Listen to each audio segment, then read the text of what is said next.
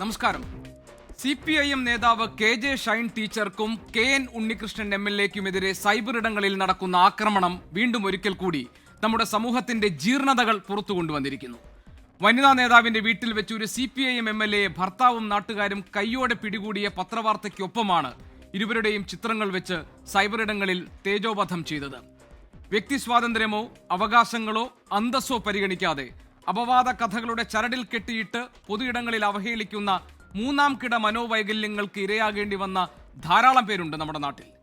ലൈംഗികതയുടെ മേമ്പൊടി ചേർത്ത് നിറം പിടിപ്പിച്ച കഥകളിൽ മലീമസമാക്കപ്പെട്ട മനസ്സിൽ നിറയുന്ന വികൃത ഭാഷയിൽ കമന്റുകളും ഡിസ്ക്രിപ്ഷനുകളും ഇട്ട് സൈബർ ലോകത്ത് വിഹരിക്കുന്നവർ ശിക്ഷിക്കപ്പെടുക തന്നെ വേണം. ഇതിനൊക്കെ പിന്നിൽ രാഷ്ട്രീയം കൂടി പ്രവർത്തിക്കുന്നുണ്ടെങ്കിൽ ഷൈൻ ടീച്ചർ പറഞ്ഞതുപോലെ അത് സ്വന്തം നഗ്നത മറച്ചുപിടിക്കാൻ മറ്റുള്ളവരുടെ ഉടുതുണി പറിച്ചെടുക്കുന്ന പാപ്പരത്തം തന്നെയാണ്. നിർത്തേണ്ടതല്ലേ കരിവാരിത്തേക്കുന്ന രാഷ്ട്രീയം? എൻകൗണ്ടർ പരിശോധിക്കുന്നു. പ്രേക്ഷകർക്ക് സ്വാഗതം.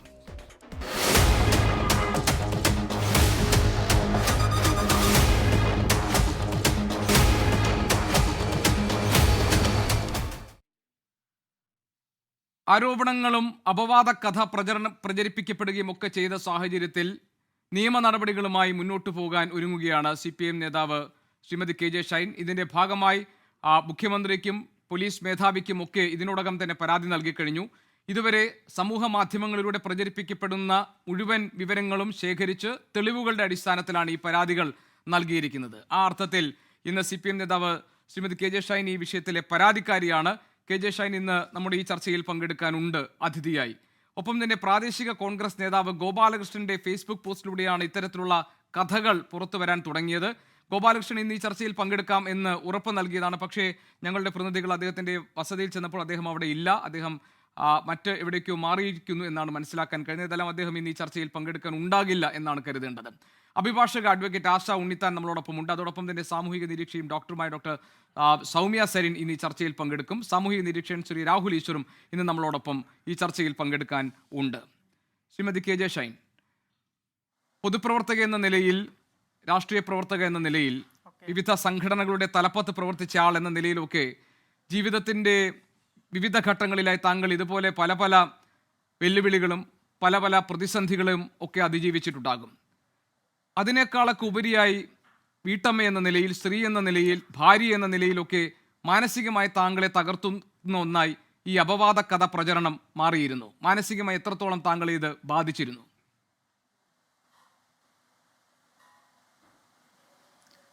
തീർച്ചയായിട്ടും നമ്മൾ ഒട്ടും പ്രതീക്ഷിക്കാത്ത തരത്തിലുള്ള അപവാദ പ്രചരണങ്ങൾ, അതും സോഷ്യൽ മീഡിയയിലൂടെ നവമാധ്യമങ്ങളിലൂടെ ഒക്കെ ഉപയോഗിച്ച് കുറച്ച് ക്രൂര വിനോദം എന്നുള്ള രീതിയിൽ കുറച്ച് കുറ്റവാളികൾ തന്നെയാണ് അവർ, ക്രൈം ചെയ്യുന്നവർ തന്നെയാണ്. അപ്പോൾ അവരുടെ ഭാഗത്തു നിന്ന് ഇത് പെട്ടെന്ന് അങ്ങനെ ഉണ്ടായപ്പോൾ സത്യം പറഞ്ഞാൽ പെട്ടെന്നൊരു നമുക്കൊരു മെൻ്റലി ഷോക്ക്ഡായിപ്പോയി. അതൊരു റിയാലിറ്റി നമ്മൾ പറയാതിരിക്കാൻ കഴിയില്ലല്ലോ. പക്ഷേ അതിലങ്ങനെ നടുക്കത്തോടു കൂടി സ്തംഭിച്ച് ഇരിക്കാതെ അല്ലെങ്കിൽ അത് കേട്ട് തകർന്ന് പോകുന്ന ഒരു മാനസികാവസ്ഥയല്ല എനിക്കുള്ളത്. അതെനിക്ക് തന്നിട്ടുള്ളത് എൻ്റെ കുടുംബവും എൻ്റെ പ്രസ്ഥാനവും എൻ്റെ സംഘടനാ പ്രവർത്തനവും പൊതുപ്രവർത്തനവും എൻ്റെ കൂടെ നിന്ന ജനങ്ങളുമാണ്. അപ്പോൾ അതിൽ നിന്ന് വീണ്ടെടുത്തു, മാനസികമായ ഞാൻ ഓക്കെ ആയി. പിന്നെ നമുക്കുള്ളത് നമ്മുടെ രാജ്യത്തെ നിയമം. ആ നിയമം ഒരു സ്ത്രീ എന്നുള്ള നിലയ്ക്ക്, ഒരു വ്യക്തി എന്നുള്ള നിലയ്ക്ക് എൻ്റെ അന്തസ്സാർന്ന ജീവിതത്തിന് ആ നിയമത്തെ എങ്ങനെ ഉപയോഗിക്കാൻ കഴിയുമോ അത് ഞാൻ ചെയ്യുന്നു. ഷൈൻ ടീച്ചർ, ഈ എന്തോ ഒന്ന് താങ്കളെ പറ്റി പുറത്തു വരാൻ പോകുന്നു, എന്തോ ഒരു ബോംബ് പൊട്ടാൻ പോകുന്നുണ്ട് എന്നൊരു പ്രാദേശിക നേതാവ് കുറച്ച് ദിവസങ്ങൾക്ക് മുൻപ് താങ്കൾക്കൊരു മുന്നറിയിപ്പ് നൽകിയിരുന്നു എന്ന് പറഞ്ഞതായി അറിഞ്ഞു. അത് ഏത് സ്വഭാവത്തിലായിരുന്നു ആ മുന്നറിയിപ്പ്? അങ്ങനെ ഒരു മുന്നറിയിപ്പിന്റെ തുടർച്ചയായിട്ടാണ് ഈ അപവാദ പ്രചരണം ഉണ്ടായത് എന്നാണോ താങ്കൾ വിശ്വസിക്കുന്നത്?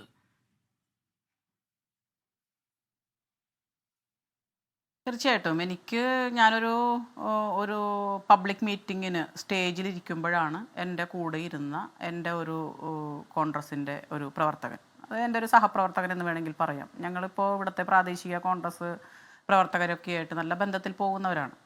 അപ്പോൾ അദ്ദേഹത്തിന് ചിലപ്പോൾ ഒരു മനോവിഷമം ഉണ്ടായി കാണണം. അതുകൊണ്ടായിരിക്കും അദ്ദേഹം എനിക്കൊരു നേരത്തെ ഒരു സൂചന തന്നത്. ടീച്ചർക്കെതിരെ ഒരു ബോംബ് വരുന്നുണ്ട്, തകർന്നു പോകരുത്, വളരെ സ്ട്രോങ് ആയിട്ട് നേരിടണം എന്ന് പറഞ്ഞിട്ടാണ് അദ്ദേഹം എന്നോട് പറഞ്ഞത്. അത് അദ്ദേഹം എനിക്ക് തോന്നുന്നു അവരൊക്കെ ചിലപ്പോൾ അറിഞ്ഞു കാണും, മുൻകൂട്ടി അറിഞ്ഞു കാണും. അപ്പോൾ അതിൻ്റെ ഒരു മനോവിഷമം കൂടി അദ്ദേഹത്തിൽ ഉണ്ടായിരുന്നിരിക്കാമെന്ന് ഞാനിപ്പോൾ കരുതുകയാണ്. അതിൻ്റെ ഭാഗമായിട്ടായിരിക്കും അദ്ദേഹം എന്നോട് പറഞ്ഞത്. അങ്ങനെ നേരത്തെ തന്നെ ടീച്ചർക്ക് ഒരു മുന്നറിയിപ്പ് നൽകിയിട്ടുണ്ടെങ്കിൽ ഇതിന് പിന്നിൽ കൃത്യമായ ഒരു ആസൂത്രണം നടന്നിട്ടുണ്ട് എന്നല്ലേ സംശയിക്കേണ്ടി വരിക? തീർച്ചയായിട്ടും. അന്നത് പറഞ്ഞതിന് ശേഷം അന്ന് വൈകുന്നേരത്തോടു കൂടിയാണ് ഈ കോൺഗ്രസിൻ്റെ പ്രവർത്തകനും മണ്ഡലം സെക്രട്ടറി കൂടിയായിട്ടുള്ള ശ്രീ ഗോപാലകൃഷ്ണൻ്റെ ഫേസ്ബുക്കിൽ ഈ പോസ്റ്റ് വരുന്നത്. അപ്പോൾ അതിൽ നമുക്ക് പേര് വയ്ക്കാത്തത് കൊണ്ട് നമുക്ക് നിയമപരമായ നടപടിയൊന്നും എടുക്കാൻ കഴിയില്ലാത്തൊരു സാഹചര്യം ഉണ്ടായിരുന്നു. പിന്നെ ഞാൻ വിചാരിച്ചു അതെന്തെങ്കിലും ഒരു ഗോസിപ്പ് പറഞ്ഞ് അങ്ങോട്ട് പോകുമായിരിക്കും, അത്രേ ഞാനും കരുതിയുള്ളൂ. ഒരു പൊതുപ്രവർത്തന രംഗത്ത് നിൽക്കുന്ന സ്ത്രീകളെ സംബന്ധിച്ച് എന്തെങ്കിലുമൊക്കെ പറഞ്ഞുണ്ടാക്കുക അല്ല, വേണ്ട, പൊതുപ്രവർത്തന രംഗത്ത് പോലും നിൽക്കണ്ട. ഞാനിപ്പോൾ ഇന്ന് എൻ്റെ അനുഭവം ഞാൻ പറയുമ്പോൾ ഈ പ്രദേശത്തുള്ള ഒരു വിധവയായ ഒരു സ്ത്രീ എന്നെ വിളിച്ചു. അവർ പറഞ്ഞു, ടീച്ചറെ ഞാനൊക്കെ നേരിടുന്നത് എത്രയോ ഭീകരമാണ്, ഇല്ലാ കഥകൾ പ്രചരിപ്പിക്കുക. അതൊരു സ്ത്രീ കാണാൻ കൊള്ളാവുന്ന സ്ത്രീകളാണെങ്കിൽ പറയുകയും വേണ്ട. അപ്പോൾ അവരെ സംബന്ധിച്ച് അവർ വൈദവ്യം നേരിട്ടൊരു സ്ത്രീയാണ്, പക്ഷെ അവർക്ക് പൊട്ടുതൊടാൻ പാടില്ല, മുല്ലപ്പൂ ചൂടാൻ പാടില്ല. ഇതൊക്കെ അവരെന്നോട് തുറന്ന് പറയുക വിഷമത്തോടു കൂടി. എന്തൊരു കഷ്ടമാണ് നമ്മുടെ സമൂഹം. ടീച്ചർ, ഇതൊരു പത്രവാർത്തയുമായി ചേർത്ത് വെച്ചാണല്ലോ താങ്കളുടെയും ഇപ്പോൾ MLA-യുടെ ഒക്കെ പേരുകൾ വെച്ച് ഇങ്ങനെ ഒരു അപവാദ കഥ പ്രചരിപ്പിക്കുകയും പല ഇത്തരം വാർത്തകൾ വരുമ്പോൾ അതിൻ്റെ താഴെ കമൻറ്റ് ബോക്സുകളിൽ നിങ്ങളുടെ ചിത്രങ്ങൾ പോസ്റ്റ് ചെയ്യുകയും ഒക്കെ ചെയ്തത്.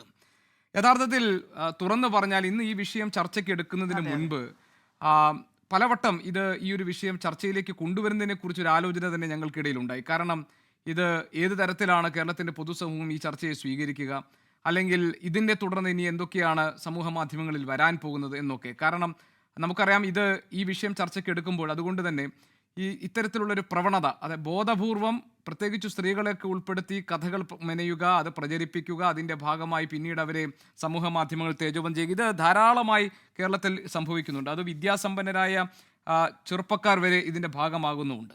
ഞാൻ ടീച്ചറോട് ചോദിക്കാൻ ആഗ്രഹിക്കുന്നത്, ഇങ്ങനൊരു പത്രവാർത്ത താങ്കളുടെ ശ്രദ്ധയിൽപ്പെട്ടിരുന്നോ? കാരണം ഈ പത്രവാർത്തയെ തുടർന്നാണ് പിന്നീട് ഈ ഒരു കഥ പ്രചരിപ്പിക്കപ്പെട്ടത്. അതിൽ പറയുന്നത് CPM വനിതാ നേതാവിൻ്റെ വീട്ടിൽ കയറിയ MLA-യെ ഭർത്താവും നാട്ടുകാരും ചേർന്ന് പിടികൂടിയെന്നാണ്. അതിൽ ഒരു ബോക്സ് ഐറ്റമായിട്ട് അവർ പറഞ്ഞിരിക്കുന്നത് രാഹുൽ മാങ്കൂട്ടത്തിന് പിന്നാലെ CPM MLA-യും വിവാദത്തിൽ എന്നാണ്. ഈ പത്രവാർത്ത ടീച്ചറുടെ ശ്രദ്ധയിൽപ്പെട്ടിരുന്നു? പത്രവാർത്ത ഇപ്പോഴാണ് കേട്ടോ, ഇന്നലെയൊക്കെ തുടങ്ങിയാണ് ഞാനത് ശ്രദ്ധിക്കാൻ തുടങ്ങിയത്. ഞാൻ എൻ്റെ വ്യക്തിപരമായും കുടുംബപരമായിട്ടുള്ള തിരക്കുകളിലും എൻ്റെ ഒഫീഷ്യലായിട്ടുള്ള തിരക്കുകളിലും പെട്ട് ഒരോട്ടത്തിലായിരുന്നു. അപ്പോൾ ഈ പോസ്റ്റർ ഞാൻ ശ്രദ്ധിച്ചു. അതിനുശേഷം ഇന്നലെ അതിരാവിലെ തന്നെ ഞാൻ ഹോസ്പിറ്റലിലായിരുന്നു, ഹസ്ബൻഡ് എനിക്കൊരു ലിങ്ക് അയച്ചു തന്നു. അപ്പോൾ നോക്കിയപ്പോൾ ഒരു ഷാജഹാൻ എന്ന് പറയുന്ന ഒരു വ്യക്തി ഒരു വീഡിയോ ചെയ്യുന്നതാണ്. അപ്പം അദ്ദേഹത്തിൻ്റെ വീഡിയോയിൽ എന്തോ ഇവിടെ എൻ്റെ വീടിൻ്റെ മുന്നിൽ അയാൾ ഇതൊക്കെ കണ്ടിട്ട് പറയുന്ന രീതിയിലാണ് അവതരിപ്പിച്ചിട്ടുള്ളത്. പിന്നെ പത്രവാർത്ത ഇപ്പോൾ താങ്കൾ വായിച്ചപ്പോഴാണ് ഞാൻ അതിൻ്റെ ബോക്സ് കോളമൊക്കെ ഞാനിപ്പോൾ അറിയുന്നത്. കാരണം അല്ലാതെ എന്തോരം നല്ല കാര്യങ്ങൾ വായിക്കാനുണ്ട്. ഞാനൊരു പ്രസംഗിക്കാൻ പോകുന്ന ഒരാൾ കൂടിയാണ്. അപ്പോൾ നല്ല കാര്യങ്ങളാണ് എടുക്കുക. ഇപ്പോൾ ഒരു പൂവിൽ നിന്ന് പൂവിന് തേൻ കൊടുക്കാൻ വിഷവും ശേഖരിക്കുന്ന ജീവികളുണ്ടല്ലോ. അപ്പോൾ എന്നെ സംബന്ധിച്ച് ഈ തേനെടുക്കുന്ന കാര്യത്തിനാണ് കൂടുതൽ താല്പര്യവും പ്രാമുഖ്യവും കൊടുക്കാറുള്ളത്. അപ്പോൾ അതുകൊണ്ട് ഈ വിഷകരമായ സാധനം ഞങ്ങൾ ശ്രദ്ധിച്ചിട്ടുണ്ടായിരുന്നില്ല. അപ്പോൾ ഈ ബോക്സ് കോളം ഇപ്പോൾ താങ്കൾ വായിച്ചപ്പോഴാണ് ഞാൻ സത്യത്തിൽ ഇത് കൂടുതൽ അറിയുന്നത്. അപ്പോൾ അതിനകത്ത് തന്നെ പരിശോധിച്ചാൽ അറിയാമല്ലോ, രാഹുൽ മാങ്കൂട്ടത്തിനെ രക്ഷിക്കാൻ വേണ്ടിയാണ് ഇത് ചമച്ചത് എന്ന് അത് വായിക്കുന്ന സാമാന്യ ബോധമുള്ള ആർക്കും മനസ്സിലാവുമല്ലോ. ഷൈൻ ടീച്ചർ പക്ഷെ പറഞ്ഞത് ഇതിനകത്ത് VD സതീശൻ എന്ന പ്രതിപക്ഷ നേതാവ് കൂടി ഇങ്ങനെയുള്ള സംഭവങ്ങൾക്ക് പിന്നിൽ പ്രവർത്തിച്ചിട്ടുണ്ടാകും, അദ്ദേഹത്തിൻ്റെ കൂടി അറിവോടുകൂടി അല്ലാതെ ഇതൊന്നും നടക്കില്ല എന്നാണ്. എന്തുകൊണ്ടാണ് അങ്ങനെ സംശയിക്കാൻ കാരണം? ഇങ്ങനെ സംശയിക്കാൻ കാരണം അദ്ദേഹവുമായി വ്യക്തിപരമായിട്ട് ഞങ്ങളുടെ MLA എന്നുള്ളതിലേക്ക് നല്ല ബന്ധം പുലർത്തുന്ന ആളാണ് ഞാൻ. പക്ഷേ ഇത്തരം അപവാദ പ്രചരണങ്ങൾ കൂടുതലായിട്ടും വന്നിട്ടുള്ളത്, അതിൻ്റെ ആരംഭം കുറിച്ചത് പറവൂരത്ത് തന്നെ കോൺഗ്രസിൻ്റെ മണ്ഡലം സെക്രട്ടറി ആയിട്ടുള്ള ഒരു വ്യക്തിയുടെ പോസ്റ്റിൽ നിന്നാണ്. അതിനെ തുടർന്ന് വരുന്ന ആക്രമണങ്ങളും യൂത്ത് കോൺഗ്രസ് അല്ലെങ്കിൽ ഇന്ത്യൻ യൂത്ത് കോൺഗ്രസ് അല്ലെങ്കിൽ അറിയപ്പെടുന്ന കോൺഗ്രസിൻ്റെ യൂത്ത് കോൺഗ്രസിൻ്റെ നേതൃത്വത്തിൽ നിന്ന് ഒക്കെയാണ് വരുന്നത്. അപ്പോൾ പിന്നെ സ്വാഭാവികമായിട്ടും ഇപ്പോൾ ഞാനല്ല, എന്നോട് ചോദിക്കുന്ന ശ്രീ ഗോപികൃഷ്ണൻ അടക്കം എങ്ങനെയാണ് അതിനെ കാണുക? ഇതിൽ നിന്ന് വന്നിട്ടുള്ളത് ഒരു പ്രസ്ഥാനത്തിൻ്റെ നേതാക്കളിൽ നിന്നാണ് വരുന്നത്. ഏറ്റവും താഴെയുള്ള നേതാവ് മുതൽ മുകൾ തട്ടിലുള്ള നേതാക്കളിൽ നിന്നാണ്. അപ്പോൾ പിന്നെ ഇത് ആ പ്രസ്ഥാനം അറിയാതെ ഇവരൊക്കെ ഇങ്ങനെ പ്രതികരിക്കുമോ? അത്തരത്തിൽ ആർക്കും എന്തും ചെയ്യാവുന്ന, എന്ത് തോന്നിയാസവും വിളിച്ചു പറയാവുന്ന ഒരു സ്വാതന്ത്ര്യം കൊടുക്കുന്ന ഒരു പ്രസ്ഥാനമാണോ കോൺഗ്രസ്? ഞാൻ അങ്ങനെ കരുതിയിട്ടില്ല. അതിൻ്റെ ഒരു തെറ്റായ ധാരണയായിരിക്കാം. ഈ ഒരു പ്രാദേശിക കോൺഗ്രസ് നേതാവ് താങ്കൾക്കൊരു മുന്നറിയിപ്പ് തരുന്നു, ഒരു ബോംബ് വരുന്നുണ്ട്, ടീച്ചർ വിഷമിക്കരുത്, ഈ വാർത്തകളൊക്കെ പുറത്തു വരുമ്പോൾ. അത് താങ്കളോടുള്ള ഒരു സ്നേഹത്തിൻ്റെയോ ബഹുമാനത്തിൻ്റെയോ കരുതലിൻ്റെയോ ഒക്കെ ഭാഗമായ ഒരു മുന്നറിയിപ്പ് തന്നതായിരിക്കാം. പക്ഷേ ഈ സംഭവത്തിന് ശേഷം പിന്നീട് ഒരു കോൺഗ്രസ് പ്രവർത്തകനും ഒരു കോൺഗ്രസ് നേതാവും താങ്കളെ വിളിക്കുകയോ കാര്യങ്ങൾ തിരക്കുകയോ ചെയ്തില്ല എന്ന് പറഞ്ഞു. അങ്ങനെയാണോ സംഭവിച്ചത്? അതെ, ഉയർന്ന നേതാക്കൾ ആരും തന്നെ വിളിച്ചിട്ടില്ല. പക്ഷേ പ്രാദേശികമായിട്ടുള്ള അവർ പല രീതിയിലും നമ്മളോട് മോറൽ സപ്പോർട്ട് അറിയിച്ചിട്ടുണ്ട്. അവരുടെ നിരപരാധിത്വം ഞങ്ങളിതിൽ ഒന്നിലില്ല എന്നും അവർ പറഞ്ഞിട്ടുണ്ട്. ശരി, ഞാൻ ഈ വിഷയം ഇന്ന് പ്രതിപക്ഷ നേതാവിൻ്റെ ശ്രദ്ധയിൽപ്പെടുത്തിയപ്പോൾ അദ്ദേഹം നടത്തിയ ഒരു പ്രതികരണം ഒന്ന് നമുക്ക് കണ്ടുവരാം ടീച്ചർ. അതോടൊപ്പം മറ്റ് അതിഥികളുമുണ്ട്.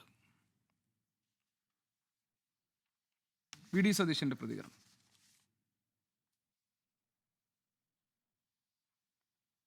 ഒരു നിമിഷം, അത് തയ്യാറായി വരുന്നു, ഞാൻ അതിലേക്ക് വരാം. ഈ ഇതിനകത്തൊരു രാഷ്ട്രീയ താല്പര്യത്തോടു കൂടി ഒരു ഇടപെടൽ, അതായത് ടീച്ചറെ ഫ്രെയിം ചെയ്തുകൊണ്ട് ഇങ്ങനെ ഒരു ബോധപൂർവമായ ഒരു അറ്റാക്ക് നടത്തുന്നു, അതിന് പിന്നിൽ വലിയൊരു ആസൂത്രണം നടന്നിരിക്കുന്നു. ഈ നിലയിൽ തന്നെയാണോ താങ്കൾ പരാതിപ്പെട്ടിരിക്കുന്നത്? ഇങ്ങനെ ചില ആളുകളെ സംശയമുണ്ട് എന്ന് പറഞ്ഞുകൊണ്ടാണോ താങ്കൾ പരാതി നൽകിയിരിക്കുന്നത്? അതെ, ഞാൻ എൻ്റെ പരാതിയുടെ അടിസ്ഥാനം എന്ന് പറയുന്നത് ഒരു സാമൂഹ്യ ജീവി എന്നുള്ള നിലയ്ക്ക്, പ്രത്യേകിച്ച് ഇന്ത്യയിലെ ഒരു വ്യക്തി എന്നുള്ള നിലയ്ക്ക് എൻ്റെ രാജ്യവും എൻ്റെ നിയമവ്യവസ്ഥയും സംവിധാനങ്ങളും ഭരണഘടനയും ഉൾപ്പെടെ എനിക്ക് ഉറപ്പ് തരുന്ന ഒരു പരിരക്ഷയുണ്ട്. അത് അന്തസ്സാർന്ന് ജീവിക്കാനുള്ള അവകാശമാണ്. എൻ്റെ ഒരു മൗലിക അവകാശമാണ്. ആ മൗലിക അവകാശത്തിന് നേരെയുള്ള കടന്നുകയറ്റമാണ്. ആ കടന്നുകയറ്റത്തിൽ അത് ചെയ്തവർക്ക് പല ലക്ഷ്യങ്ങളുണ്ടാവാം, അവർ ഗൂഢാലോചന നടത്തിയിട്ടുണ്ടാവാം. അതൊക്കെ എൻ്റെ പ്രത്യക്ഷത്തിലുള്ള ഡയറക്റ്റായിട്ടുള്ള വിഷയമല്ല. മറിച്ച് ഒരു വ്യക്തി എന്നുള്ള നിലയ്ക്ക് അന്തസ്സാർന്ന് എനിക്ക് ജീവിക്കുക എന്നുള്ളത് എൻ്റെ റൈറ്റാണ്. ആ റൈറ്റിനെതിരെ ഉള്ള കടന്നാക്രമണമാണ്. ആ കടന്നാക്രമണത്തിനെതിരെ ഞാൻ പരാതിപ്പെട്ടു. അതിന് എന്നെ അപമാനിക്കാൻ ശ്രമിച്ച ആളുകൾക്കെതിരെ എനിക്ക് കിട്ടാവുന്ന തെളിവുകൾ വെച്ച് ഞാൻ പരാതി കൊടുത്തു. ടീച്ചർ ഇട്ടിരിക്കുന്ന ഈ ഫേസ്ബുക്കിലിട്ട കുറിപ്പിൽ പറയുന്നൊരു ഭാഗം ഇങ്ങനെയാണ്: സോഷ്യൽ മീഡിയയിലൂടെ പ്രചരിപ്പിക്കുന്ന അപവാദങ്ങൾ മാനസികമായും സാമൂഹ്യമായും ഒരു വ്യക്തിയെ മാത്രമല്ല വേദനിപ്പിക്കുന്നത്, കൂടെയുള്ള ജീവിത പങ്കാളിയെയും മക്കളെയും ബന്ധുക്കളെയും സ്നേഹിതരെയും സഹപ്രവർത്തകരെയും ഒക്കെയാണ്. ഇതിന് ശേഷം ടീച്ചർ ഇന്ന് മാധ്യമങ്ങളെ കണ്ടപ്പോൾ ഭർത്താവ് കൂടെ ഉണ്ടായിരുന്നു മാധ്യമങ്ങളോട് സംസാരിക്കുമ്പോൾ. അപ്പോൾ അദ്ദേഹം പറയുന്നുണ്ട്, ഞാൻ ചവിട്ടിപ്പൊളിച്ചു എന്ന് പറഞ്ഞ് ഈ പത്രത്തിൽ വന്നിരിക്കുന്ന നിങ്ങൾ പ്രചരിപ്പിക്കുന്ന വാതിൽ ഇതാണ് എന്ന് പറഞ്ഞ് വീടിൻ്റെ വാതിൽ കാണിച്ചുകൊണ്ട് അദ്ദേഹം പറയുന്നുണ്ട്. ഈ ഒരു വാർത്തയും ഇതുമായി ബന്ധപ്പെട്ട വിവരങ്ങളുമൊക്കെ പുറത്തു വന്നപ്പോൾ കുടുംബം എങ്ങനെയാണ് ടീച്ചർ പിന്തുണച്ചത്? അവരെങ്ങനെയാണ് പ്രതികരിച്ചത്? പ്രത്യേകിച്ച് താങ്കളുടെ ജീവിത പങ്കാളി, കാരണം ഇത് ആകെ കുടുംബത്തെയും ബന്ധുക്കളെയും ഒക്കെ വേദനിപ്പിച്ചൊരു സംഭവമായിരുന്നു എന്ന് മനസ്സിലാകും വിധമാണ് താങ്കൾ ഈ കുറിപ്പ് എഴുതിയിരിക്കുന്നത്. അതെ, എനിക്കതിൽ പറയാനുള്ളത്, താങ്കളൊരു മാധ്യമപ്രവർത്തകൻ മാത്രമല്ല, ഒരു എഴുത്തുകാരനും കൂടിയാണല്ലോ. ഇങ്ങനെ ഒരു ഗതികേട് ഏതെങ്കിലും ഒരു സമൂഹത്തിലെ ഒരു വ്യക്തിക്ക് ഉണ്ടാവുമോ? അതിപ്പോൾ എൻ്റെ ഭർത്താവട്ടെ ഞാനാവട്ടെ, എൻ്റെ വീടിൻ്റെ വാതിൽ ആരും ചവിട്ടിപ്പൊളിച്ചിട്ടില്ല, നിങ്ങൾ നോക്കൂ എന്ന് മീഡിയയോട് പറയേണ്ട ഒരു ഗതികേട് ഈ വൈകൃതം ബാധിച്ച ചിലർ ഉൾക്കൊള്ളുന്ന ഈ സമൂഹത്തിലല്ലാതെ വേറെ എവിടെയെങ്കിലും നിങ്ങൾക്ക് കാണാൻ സാധിക്കുമോ?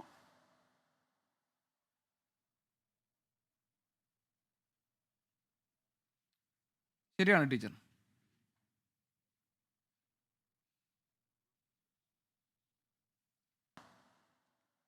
ഇനിയിപ്പോൾ ഇതിപ്പോൾ ഞാൻ പറഞ്ഞത് മറുപടി പറയേണ്ടത് ഞാൻ മാത്രമല്ല എന്നാണ് ഞാൻ സൂചിപ്പിച്ചത്. മനസ്സിലായി, എനിക്ക് മനസ്സിലായി അത് ടീച്ചർ. ഈ പ്രശ്നത്തിന് മറുപടി പറയേണ്ടത് ഞാൻ മാത്രമല്ല, നമ്മൾ രൂപപ്പെടുത്തിക്കൊണ്ടുവരുന്ന ഒരു സമൂഹത്തിൽ നിന്നാണ് ഇതൊക്കെ ഉണ്ടാകുന്നത്. അല്ല, ഇതിൽ ഒരു ഭാഗം എന്താണെന്ന് വെച്ചാൽ, ഈ പ്രതിപക്ഷ നേതാവിനോട് ഈ കാര്യങ്ങൾ ചോദിച്ചപ്പോൾ അദ്ദേഹം പറഞ്ഞത്, രാഹുൽ മാങ്കൂട്ടത്തിനെതിരെ ഇങ്ങനെ ഈ സമൂഹ മാധ്യമങ്ങളിലൂടെയൊക്കെ കാര്യങ്ങൾ എഴുതുമ്പോൾ ഈ മാന്യതയൊന്നും കണ്ടില്ലല്ലോ എന്നാണ്. ആ പ്രതികരണം കേട്ടപ്പോൾ ടീച്ചർക്ക് എന്ത് തോന്നി? നിരാശ തോന്നി. അദ്ദേഹം ഒരു പ്രസ്ഥാനത്തിൻ്റെ നേതാവാണ്, ഒരു കേരളത്തിൻ്റെ പ്രതിപക്ഷ നേതാവാണ്. അപ്പം അദ്ദേഹം ആ ഒരു പ്രസ്താവന ഇറക്കിയതിൽ നിങ്ങൾക്ക് എന്ത് തോന്നുന്നു? എനിക്ക് തോന്നിയത് നിരാശയാണ്. ശരി ടീച്ചർ, ഈ ഇതിന് പിന്നിൽ നടന്നിട്ടുള്ള പിന്നെ നിയമം കയ്യിലെടുക്കാനാണെങ്കിൽ പറഞ്ഞോളൂ. നിയമം അങ്ങോട്ടും ഇങ്ങോട്ടും കയ്യിലെടുക്കാനാണെങ്കിൽ പിന്നെ നിയമവ്യവസ്ഥയും ഭരണഘടനയും ഒക്കെ വിശ്വസിച്ച് അതിൽ വാഗ്ദാനം ചെയ്ത് അധികാരത്തിലിരിക്കുന്നവർക്ക് പറയാൻ പറ്റുന്നതാണോ അതൊക്കെ? നിങ്ങളുടെ സ്ത്രീകളെ ഞങ്ങൾ ഇങ്ങനെ ചെയ്തെങ്കിൽ ഞങ്ങളുടെ സ്ത്രീകളെ നിങ്ങൾ ഇങ്ങനെ ചെയ്തെങ്കിൽ നിങ്ങളുടെ സ്ത്രീകളെ ഞങ്ങളും ചെയ്യും എന്നു പറഞ്ഞാൽ ആ ഒരു രാഷ്ട്രീയ പ്രബുദ്ധത അത് നമ്മളെല്ലാവരും അളക്കേണ്ടതാണ്. ഈ സാധാരണ നിലയിൽ ക്ലാസ് മുറിയിൽ കുട്ടികൾ അങ്ങോട്ടും ഇങ്ങോട്ടും തല്ലുകൂടുമ്പോൾ അല്ലെങ്കിൽ വഴക്കിടുമ്പോൾ ആരാണോ അതിനെ മുതിർന്നത് ആ കുട്ടിയെ നമ്മൾ വേണ്ട രീതിയിൽ പരിഗണിച്ച് അവനെന്താണോ അല്ലെങ്കിൽ അവൾക്ക് നമ്മൾ കറക്റ്റ് ചെയ്യാൻ വേണ്ട ഒരു നിർദ്ദേശം അല്ലെങ്കിൽ ഉപദേശം അല്ലെങ്കിൽ നേരായ വഴി കാണിച്ചു കൊടുക്കുക എന്നുള്ളതാണ് ഒരു ഉത്തരവാദിത്വം. അല്ലാതെ നീ 2 ഇടി ഇടിച്ചെങ്കിൽ അടുത്ത ആൾ നീ അപ്പുറത്തോട്ട് 2 ഇടി കൊടുക്കൂ എന്ന് നമ്മൾ എൻ്റെ ക്ലാസ് മുറികളിൽ കേരളത്തിലെ വിദ്യാലയങ്ങളിൽ നമ്മൾ കുട്ടികളെ പഠിപ്പിച്ചാൽ അവിടെ നിന്ന് പുറത്തു വരുന്ന കേരള സമൂഹം ഏത് രീതിയിലായിരിക്കും? ഷൈൻ ടീച്ചർ, ഈ ഇത്തരം സംഭവങ്ങൾ ഇപ്പോൾ നമ്മുടെ ഈ സമൂഹ മാധ്യമങ്ങളൊക്കെ വന്ന ശേഷം ഇതുപോലെയുള്ള വളരെ, അതായത് ഒരു വൈകൃതം ഉള്ള മനസ്സ്, അങ്ങനെയുള്ള ആളുകൾ അവർക്ക് ഏറ്റവും ശക്തമായ അവരുടെ വൈകൃതത്തെ പുറത്തേക്ക് കൊണ്ടുവരുന്ന ഇടമാണ് ഈ സമൂഹ മാധ്യമങ്ങളൊക്കെ തന്നെ. ഇപ്പോൾ പല കാര്യങ്ങൾ, ഇപ്പോൾ ടീച്ചർക്ക് മാത്രമല്ല, അങ്ങനെ അനുഭവം ഉണ്ടായ ധാരാളം ആളുകളുണ്ട് പല പല സന്ദർഭങ്ങളിൽ ഇത്തരം സൈബർ ആക്രമണങ്ങൾക്ക് ഇരയാകേണ്ടി വന്നവർ. ഇത്തരം കാര്യങ്ങളിലൊക്കെ ഒരു മാറ്റം വരുത്താൻ, ഇതിലെ ഒരു ശുദ്ധീകരണത്തിന് ഈ ആളുകൾ കൃത്യമായി പ്രോപ്പറായി ശിക്ഷിക്കപ്പെടുന്നു എന്ന് ഉറപ്പുവരുത്തുക, അതുപോലെ തന്നെ രാഷ്ട്രീയ പാർട്ടികൾ അവരുടെ അണികൾക്ക് ഇത്തരം കാര്യങ്ങളിൽ നിന്ന് വിട്ടുനിൽക്കാൻ നിർദ്ദേശം നൽകുക, ഈ തരത്തിലുള്ള ഇടപെടലുകളൊക്കെ ആവശ്യമാണ്, തിരുത്തലുകൾ ആവശ്യമാണ് എന്ന് ടീച്ചർക്ക് അഭിപ്രായമില്ലേ?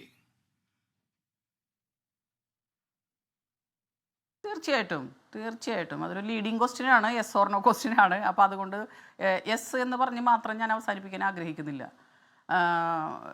നമ്മുടെ സമൂഹം കറക്റ്റ് ചെയ്ത് മുന്നോട്ട് പോകുന്നത് പലതരത്തിലുള്ള അധ്യാപകരിലൂടെയാണ്. അത് നമ്മുടെ രക്ഷിതാക്കൾ മുതൽ അതിനുശേഷം ഞങ്ങളുടെ കയ്യിൽ, അധ്യാപകരുടെ കയ്യിൽ കിട്ടുന്നു. അതിനുശേഷം അവർ പ്രവർത്തിക്കുന്ന പ്രസ്ഥാനങ്ങൾ, സാമൂഹ്യ പ്രസ്ഥാനങ്ങൾ, രാഷ്ട്രീയ പ്രസ്ഥാനങ്ങൾ ഇവരുടെ കൈകളിൽ കിട്ടുന്നു. അവരൊക്കെ ഈ രാജ്യത്ത് നിലനിൽക്കുന്ന നിയമങ്ങൾക്കനുസരിച്ച് അവരെ ഷെയ്പ്പ് ചെയ്യാണ് വേണ്ടത്, ആ സമൂഹത്തെ ഷെയ്പ്പ് ചെയ്യാണ്ട് വേണ്ടത്. അവർക്ക് ഇതിലേക്ക് കടന്നു വരുന്നവർക്ക് പല മനോവൈകൃതങ്ങളോ അല്ലെങ്കിൽ കഴിവുകളോ ഒക്കെ ഉണ്ടാവാം. ആ കഴിവുകളും കഴിവുകേടുകളും പരിശോധിച്ച് അവരെ നേരായ വഴിക്ക് നയിക്കേണ്ടവരാണ് നേതാക്കന്മാർ. അവരധ്യാപകരാണ് ഒരർത്ഥത്തിൽ. അപ്പോൾ അത് ചെയ്യുക. കൂടാതെ എന്നിട്ടും നമ്മുടെ കൈകളിൽ ഒതുങ്ങാത്ത ഇത്തരം കുറ്റവാളികൾക്കെതിരെ രാജ്യം നമുക്ക് നൽകുന്ന പരിരക്ഷ, നിയമം നമുക്ക് നൽകുന്ന പരിരക്ഷ, അത് വേണ്ട വിധത്തിൽ ഉപയോഗിക്കുക.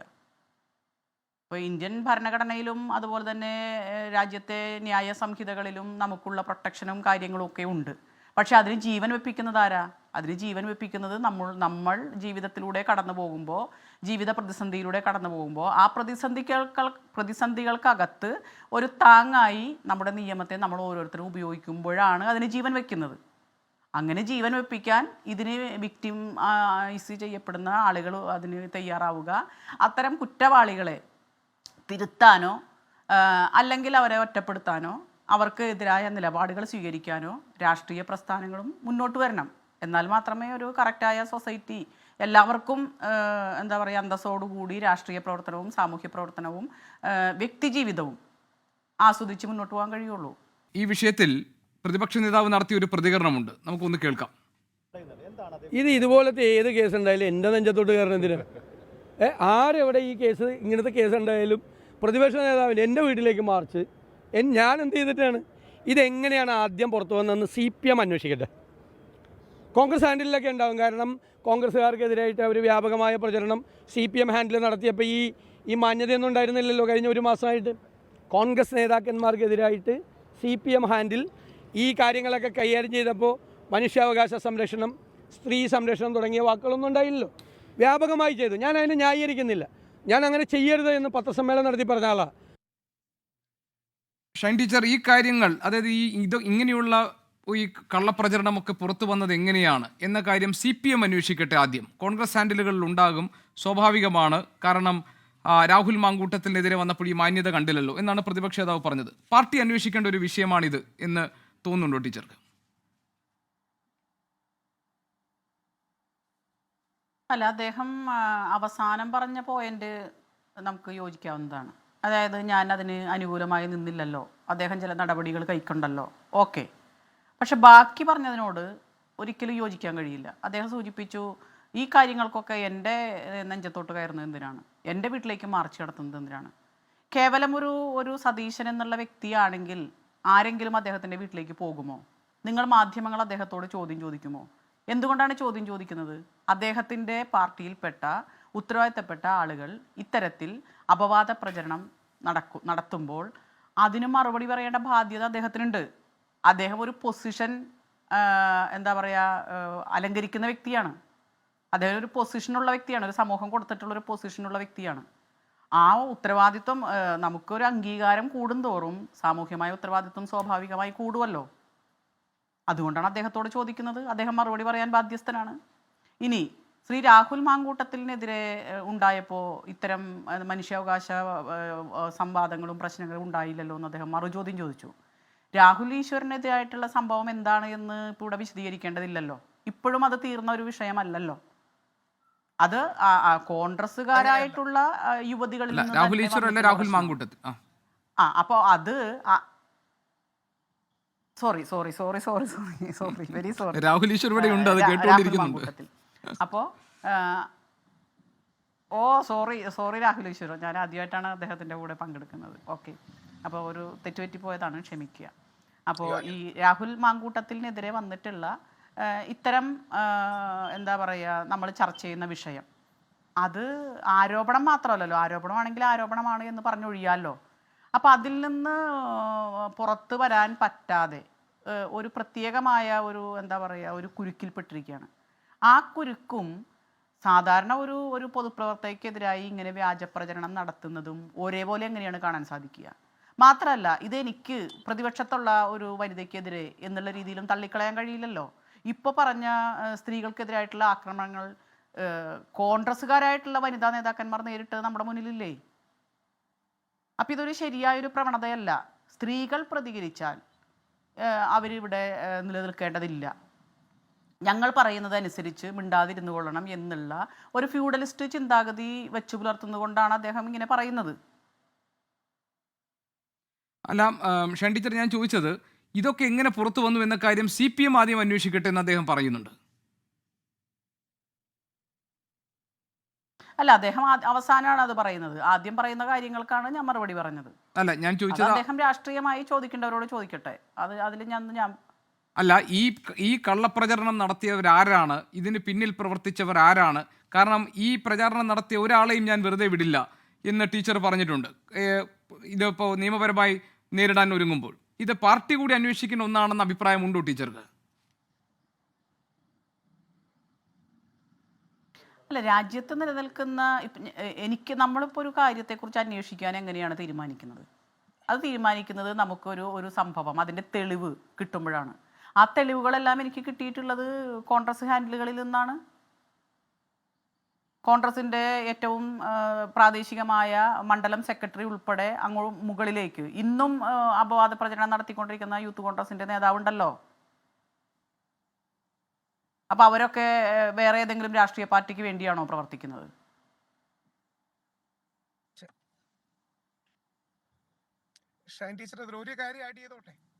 രാഹുൽ,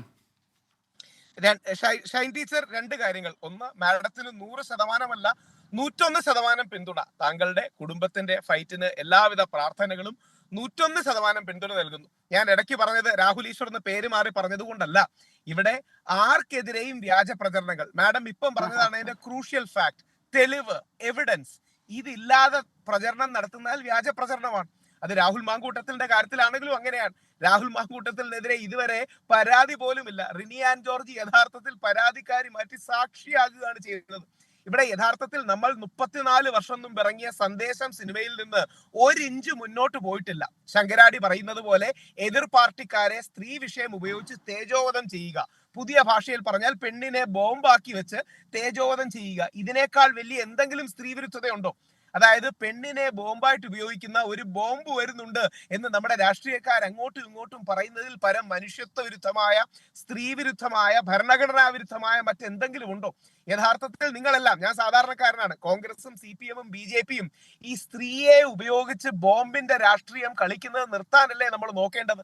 ഇനി ഏതെങ്കിലും തെറ്റുകാർ ചെയ്തിട്ടുണ്ടെങ്കിൽ കോടതി പറയട്ടെ. ഇപ്പൊ ഉമ്മൻചാണ്ടി സാറിനെ വേട്ടയാടിയത് ഇങ്ങനെയല്ലേ? എത്രയോ പേരെ ഇങ്ങനെ വേട്ടയാടിയിരിക്കുന്നു. അവസാനം കോടതിയിൽ അതെല്ലാം തകർന്നു വീണു. അപ്പൊ യഥാർത്ഥത്തിൽ നിങ്ങൾ സ്ത്രീകൾ ഒരുമിച്ച്, കോൺഗ്രസ് ആണെങ്കിലും BJP ആണെങ്കിലും കമ്മ്യൂണിസ്റ്റ് ആണെങ്കിലും രാഹുൽ മാങ്കൂട്ടത്തിലാണെങ്കിലും ഉമ്മൻചാണ്ടി ആണെങ്കിലും കുഞ്ഞാലിക്കുട്ടി സാറാണെങ്കിലും ആർക്കെതിരെയാണെങ്കിലും സ്ത്രീയെ ഉപയോഗിച്ച്, സ്ത്രീ ശരീരത്തെയും സ്ത്രീ മനസ്സിനെയും സ്ത്രീ ലൈംഗികതയും ഉപയോഗിച്ച് വ്യാജ പ്രചരണങ്ങളോ കേസോ കൊടുക്കലല്ല. കോടതി തെറ്റാണെന്ന് കാണിക്കഴിഞ്ഞാൽ, കോടതി തെറ്റാണെന്ന് കാണിച്ചാൽ, ഇനി ശ്രീ മുകേഷ് MLA-ക്കും എതിരെ വ്യാജ പരാതിയാണ് വന്നത്. അത് രാഹുൽ ഈശ്വർ സർട്ടിഫിക്കറ്റ് കൊടുക്കുന്നതല്ല, ബഹുമാനപ്പെട്ട കോടതിയുടെ ഒബ്സർവേഷൻസ് ഉണ്ട്. അപ്പോ ഈ സ്ത്രീയെ ഉപയോഗിച്ച് അല്ലെങ്കിൽ ലൈംഗികത ഉപയോഗിച്ച് രാഷ്ട്രീയം കളിക്കുന്ന, തേജോവധം നിർത്തുന്ന രാഷ്ട്രീയം നിർത്തുകയല്ലേ വേണ്ടത്? ഇനി ഒരു കാര്യം കൂടെ പറയാം, തുറന്നു പറയാം. എന്നെ കുറച്ച് വളരെ കാര്യമായിട്ടുള്ള കോൺഗ്രസ്സുകാർ വിളിച്ചിരുന്നു. എനിക്ക് പറയുന്ന വടിയൊന്നുമില്ല, നല്ലൊരു അവസരം കിട്ടിയിട്ടുണ്ട്, ആഞ്ഞടിക്കണമെന്ന്. ഞാൻ പറഞ്ഞു, എന്ത് തരം മാന്യതയും മര്യാദയില്ലായ്മയാണ് നമ്മൾ പറയുന്നത്? മാന്യതയില്ലായ്മയാണ്. അതായത് ഇത് എന്തോ അവസരമാണ്. അവർക്കെതിരെ ഒരു ആരോപണം വന്നു, ഇവർക്കെതിരെ ആരോപണം വന്നു, എനിക്ക് ആൾക്കാരുടെ പേര് പറയാൻ കഴിയില്ല. ഇത് കോൺഗ്രസും BJP-യും CPM-ലും ഉള്ളിലുള്ള എന്തെങ്കിലും വിഷയം കിട്ടിയാൽ മറ്റുള്ളവനെ അടിക്കണമെന്നുള്ള ആഗ്രഹത്തിൽ നിന്ന് വരുന്നതാണ്. യഥാർത്ഥത്തിൽ ഇതാണ് സ്ത്രീ വിരുദ്ധം. അതുകൊണ്ട് നിങ്ങൾ സ്ത്രീകൾ ഒരുമിച്ച് ചേർന്ന് ഞങ്ങൾ ആണുങ്ങളെ നന്നാക്കി, പരാതി ഉണ്ടെങ്കിൽ കോടതി പോകണം, തെളിവ് പോലീസ് കണ്ടെത്തി കോടതി സമർപ്പിക്കണമെന്ന് പറഞ്ഞില്ലെങ്കിൽ നാളെ ഒരുപാട് പേരുടെ ജീവിതം റിസ്ക് ആണ്. പിന്നെ ഞങ്ങൾ ആണുങ്ങളുടെ കാര്യം കൂടി ഒന്ന് ആലോചിക്കണം. നിങ്ങൾ സ്ത്രീകൾക്ക് എതിരെ ഇങ്ങനെ പരാതി വന്നാൽ ശ്രീ ഗോപികൃഷ്ണൻ അടക്കമുള്ള മാധ്യമങ്ങൾ ഓടി വരും, അല്ലെങ്കിൽ പ്രമുഖ മാധ്യമങ്ങൾ സപ്പോർട്ട് ചെയ്യും. ആണുങ്ങൾക്കെതിരെ വന്നാൽ ഞങ്ങളുടെ പുറത്ത് ഇവർ താണ്ഡവ നൃത്തം ആടുകയും ചെയ്യും. ഞങ്ങളുടെ ഭാഗം പോലും പലപ്പോഴും കേൾക്കില്ല. അപ്പൊ അതുകൊണ്ട് ഇത്തരം കാര്യങ്ങളിൽ സ്ത്രീകൾ തന്നെ മുന്നിട്ടിറങ്ങി ഈ സ്ത്രീകളെ ബോംബായി ഉപയോഗിക്കുന്ന രാഷ്ട്രീയം നിർത്തിക്കണമെന്നാണ് എനിക്ക് താഴ്മയായിട്ട് അഭ്യർത്ഥിക്കാനുള്ളത്. ഷൈൻ ടീച്ചർ, ഇതിനൊരു മറുപടി കൂടി പറഞ്ഞ ശേഷം, എനിക്കറിയാം ഷൈൻ ടീച്ചറിന് തിരക്കുണ്ട്, ഈ ഒരു മറുപടി കൂടി പറഞ്ഞ ശേഷം ടീച്ചർ ഞാൻ ഈ ചർച്ചയിൽ നിന്ന് ഒഴിവാക്കാം. അല്ല, അതിനകത്ത് ചില കാര്യങ്ങൾ പറയാതെ വയ്യ. ഒന്ന്, പൊതുവായി സ്ത്രീകൾക്കെതിരെ നമ്മുടെ സമൂഹത്തിലെ എല്ലാ വ്യക്തികളും ഇല്ല കേട്ടോ. ഇപ്പോൾ പുരുഷന്മാരിൽ നല്ലവരില്ലേ? നല്ല മനുഷ്യർ എത്രയോ ഉണ്ട്. ഇത്തരം പുഴുക്കുത്തകൾ എത്രയുണ്ട്? 3.5 കോടി ജനങ്ങളിൽ എത്ര പേരാണ് ഈ സോഷ്യൽ മീഡിയയിലൂടെ ഇത് ഹാൻഡിൽ ചെയ്തിട്ടുള്ളത്?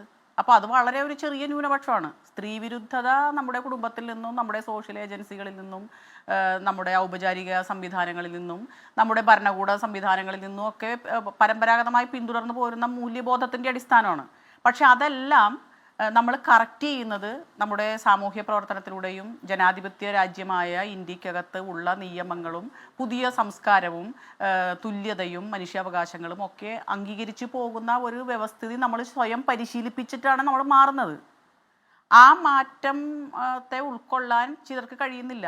അതിനും ഇപ്പം ഈ സൈബർ കുറ്റവാളികൾ എന്നുള്ള കുറച്ച് പേരുണ്ടല്ലോ, അവരെയും വളർത്തിക്കൊണ്ടുവന്നത് നമ്മളാണ്, അതിലൊന്നും തർക്കമൊന്നുമില്ല. പക്ഷെ അതിലൊരു പ്രശ്നമുള്ളത്, സ്ത്രീകൾ പ്രതികരിക്കുക തന്നെ വേണം. ഇപ്പോൾ രാഹുൽ ഈശ്വരി പറഞ്ഞതുപോലെ തന്നെ കക്ഷി രാഷ്ട്രീയ ഭേദമില്ലാതെ സ്ത്രീകൾക്കെതിരെ അപവാദ പ്രചരണം നടത്തുക, അവരുടെ വായടപ്പിക്കുക, അവരുടെ ലൈംഗികതയെക്കുറിച്ച് പറയുക, വ്യാജ പ്രചരണം നടത്തുക. ആ കാലമൊക്കെ കഴിഞ്ഞു കേട്ടോ. ഇപ്പോൾ കുറച്ചൊരു പുതിയ ജൻസിയൊക്കെ വന്നു കഴിയുമ്പോൾ നിങ്ങളീ പറയുന്നതൊക്കെ നിങ്ങളിത് വിളിച്ചാൽ പോലും അവർക്ക് വരാൻ മനസ്സുണ്ടാവില്ല. കാരണം ഞങ്ങൾക്ക് ഇതിൻ്റെ മറുപടി ഒന്നും പറയാനൊന്നും ഞങ്ങൾക്ക് സമയമില്ല എന്നുള്ള രീതിയിൽ ഇതിനെ അവഗണിക്കുക തന്നെ ചെയ്യും. അങ്ങനത്തെ ഒരു ജനറേഷനാണ് വരുന്നത്. അപ്പം ഞാൻ സൂചിപ്പിച്ചത്, ഇത് മാറ്റം ഉണ്ടാവണം. നമ്മുടെ നിയമം നമ്മളെല്ലാവരും ഉപയോഗിക്കണം. നമ്മുടെ നിയമത്തിനും ഭരണഘടനയ്ക്കും ജീവൻ വെപ്പിക്കണം. ഇത്തരം ജീവിത പ്രതിസന്ധികളിലാണ് നമ്മുടെ ഭരണഘടനയും നിയമങ്ങളും നമ്മൾ ഉപയോഗിക്കേണ്ടത്. അത് ഉപയോഗിച്ച് തന്നെ ഏത് സ്ത്രീയും മുന്നോട്ട് പോവുക തന്നെ വേണം. മറ്റൊന്ന്, എല്ലാം ഒരേപോലെയാണ് എന്നുള്ള അഭിപ്രായത്തോട് യോജിക്കുന്നില്ല. ഇപ്പം ഞാൻ എന്നെക്കുറിച്ച് പറഞ്ഞ ഈ വാദപ്രചരണങ്ങൾക്കെതിരെ നിങ്ങളുടെ മുന്നിൽ വന്നിട്ട് നിവർന്നു നിന്നിട്ടല്ലേ ഞാൻ സംസാരിക്കുന്നത്? ഇന്ന് രാവിലെ മുതൽ എത്രയോ മാധ്യമങ്ങളെ ഞാൻ കണ്ടു. കാരണം നമുക്കൊന്നും ഭയപ്പെടാനില്ല. അതുകൊണ്ട് ഞാൻ നിങ്ങളുടെ മുന്നിൽ നിവർന്ന് നിന്ന് നിങ്ങൾ ചോദിക്കുന്ന ചോദ്യങ്ങൾക്ക് ഞാൻ മറുപടി പറയുകയാണ്. ഇത്തരം ആരോപണം നേരിടുന്ന വ്യക്തികൾ അങ്ങനെ പറയാൻ തയ്യാറുണ്ടെങ്കിൽ അവർ വരണം, അവർക്കും അതിനുള്ള അവകാശമുണ്ട്. ഇപ്പോൾ ശ്രീ രാഹുൽ മാങ്കൂട്ടത്തിനെതിരെ ശബ്ദ സന്ദേശങ്ങൾ, അതുപോലെ തന്നെ പല പല രീതികളൊക്കെ വരുന്നുണ്ട്. 18 വയസ്സിനും 60 വയസ്സിനും ഇടയിലുള്ള സ്ത്രീകളുണ്ട്, IAS-കാരുണ്ട്, അവർക്ക് ഫേസ്ബുക്ക് പോസ്റ്റിലുണ്ട്, മറ്റതുണ്ട്. ഇനി അങ്ങനെയുള്ളൊരു നിരപരാധിയായ ഒരു വ്യക്തിയായിരുന്നുവെങ്കിൽ ബഹുമാനപ്പെട്ട പ്രതിപക്ഷ നേതാവടക്കം കോൺഗ്രസിൻ്റെ നേതാവടക്കം അദ്ദേഹത്തിനോട് എന്തുകൊണ്ട് അങ്ങനത്തെ ഒരു നിലപാടെടുത്തു? ഇനി അദ്ദേഹം നിരപരാധിയാണെങ്കിൽ തീർച്ചയായും അദ്ദേഹത്തിന് വരാമല്ലോ. അദ്ദേഹത്തിന് രാജ്യത്ത് ഉള്ള സാധ്യതകൾ, മീഡിയ ഒക്കെ ഉപയോഗിക്കാമല്ലോ. അപ്പൊ അതൊക്കെ എല്ലാം ഒരേപോലെയാണ് എന്നുള്ള അഭിപ്രായത്തോട് യോജിപ്പില്ല. മറിച്ച് സ്ത്രീകൾക്കെതിരായി ഉപയോഗിക്കുന്ന സ്ത്രീകളെ പ്രായം അറിയാത്തോണ്ട് പോട്ടെ രാഹുൽ അതല്ല നമ്മുടെ വിഷയം. രാഹുൽ അത് വേണ്ട, അതല്ല കാരണം അതല്ല നമ്മുടെ വിഷയം. അതുകൊണ്ട്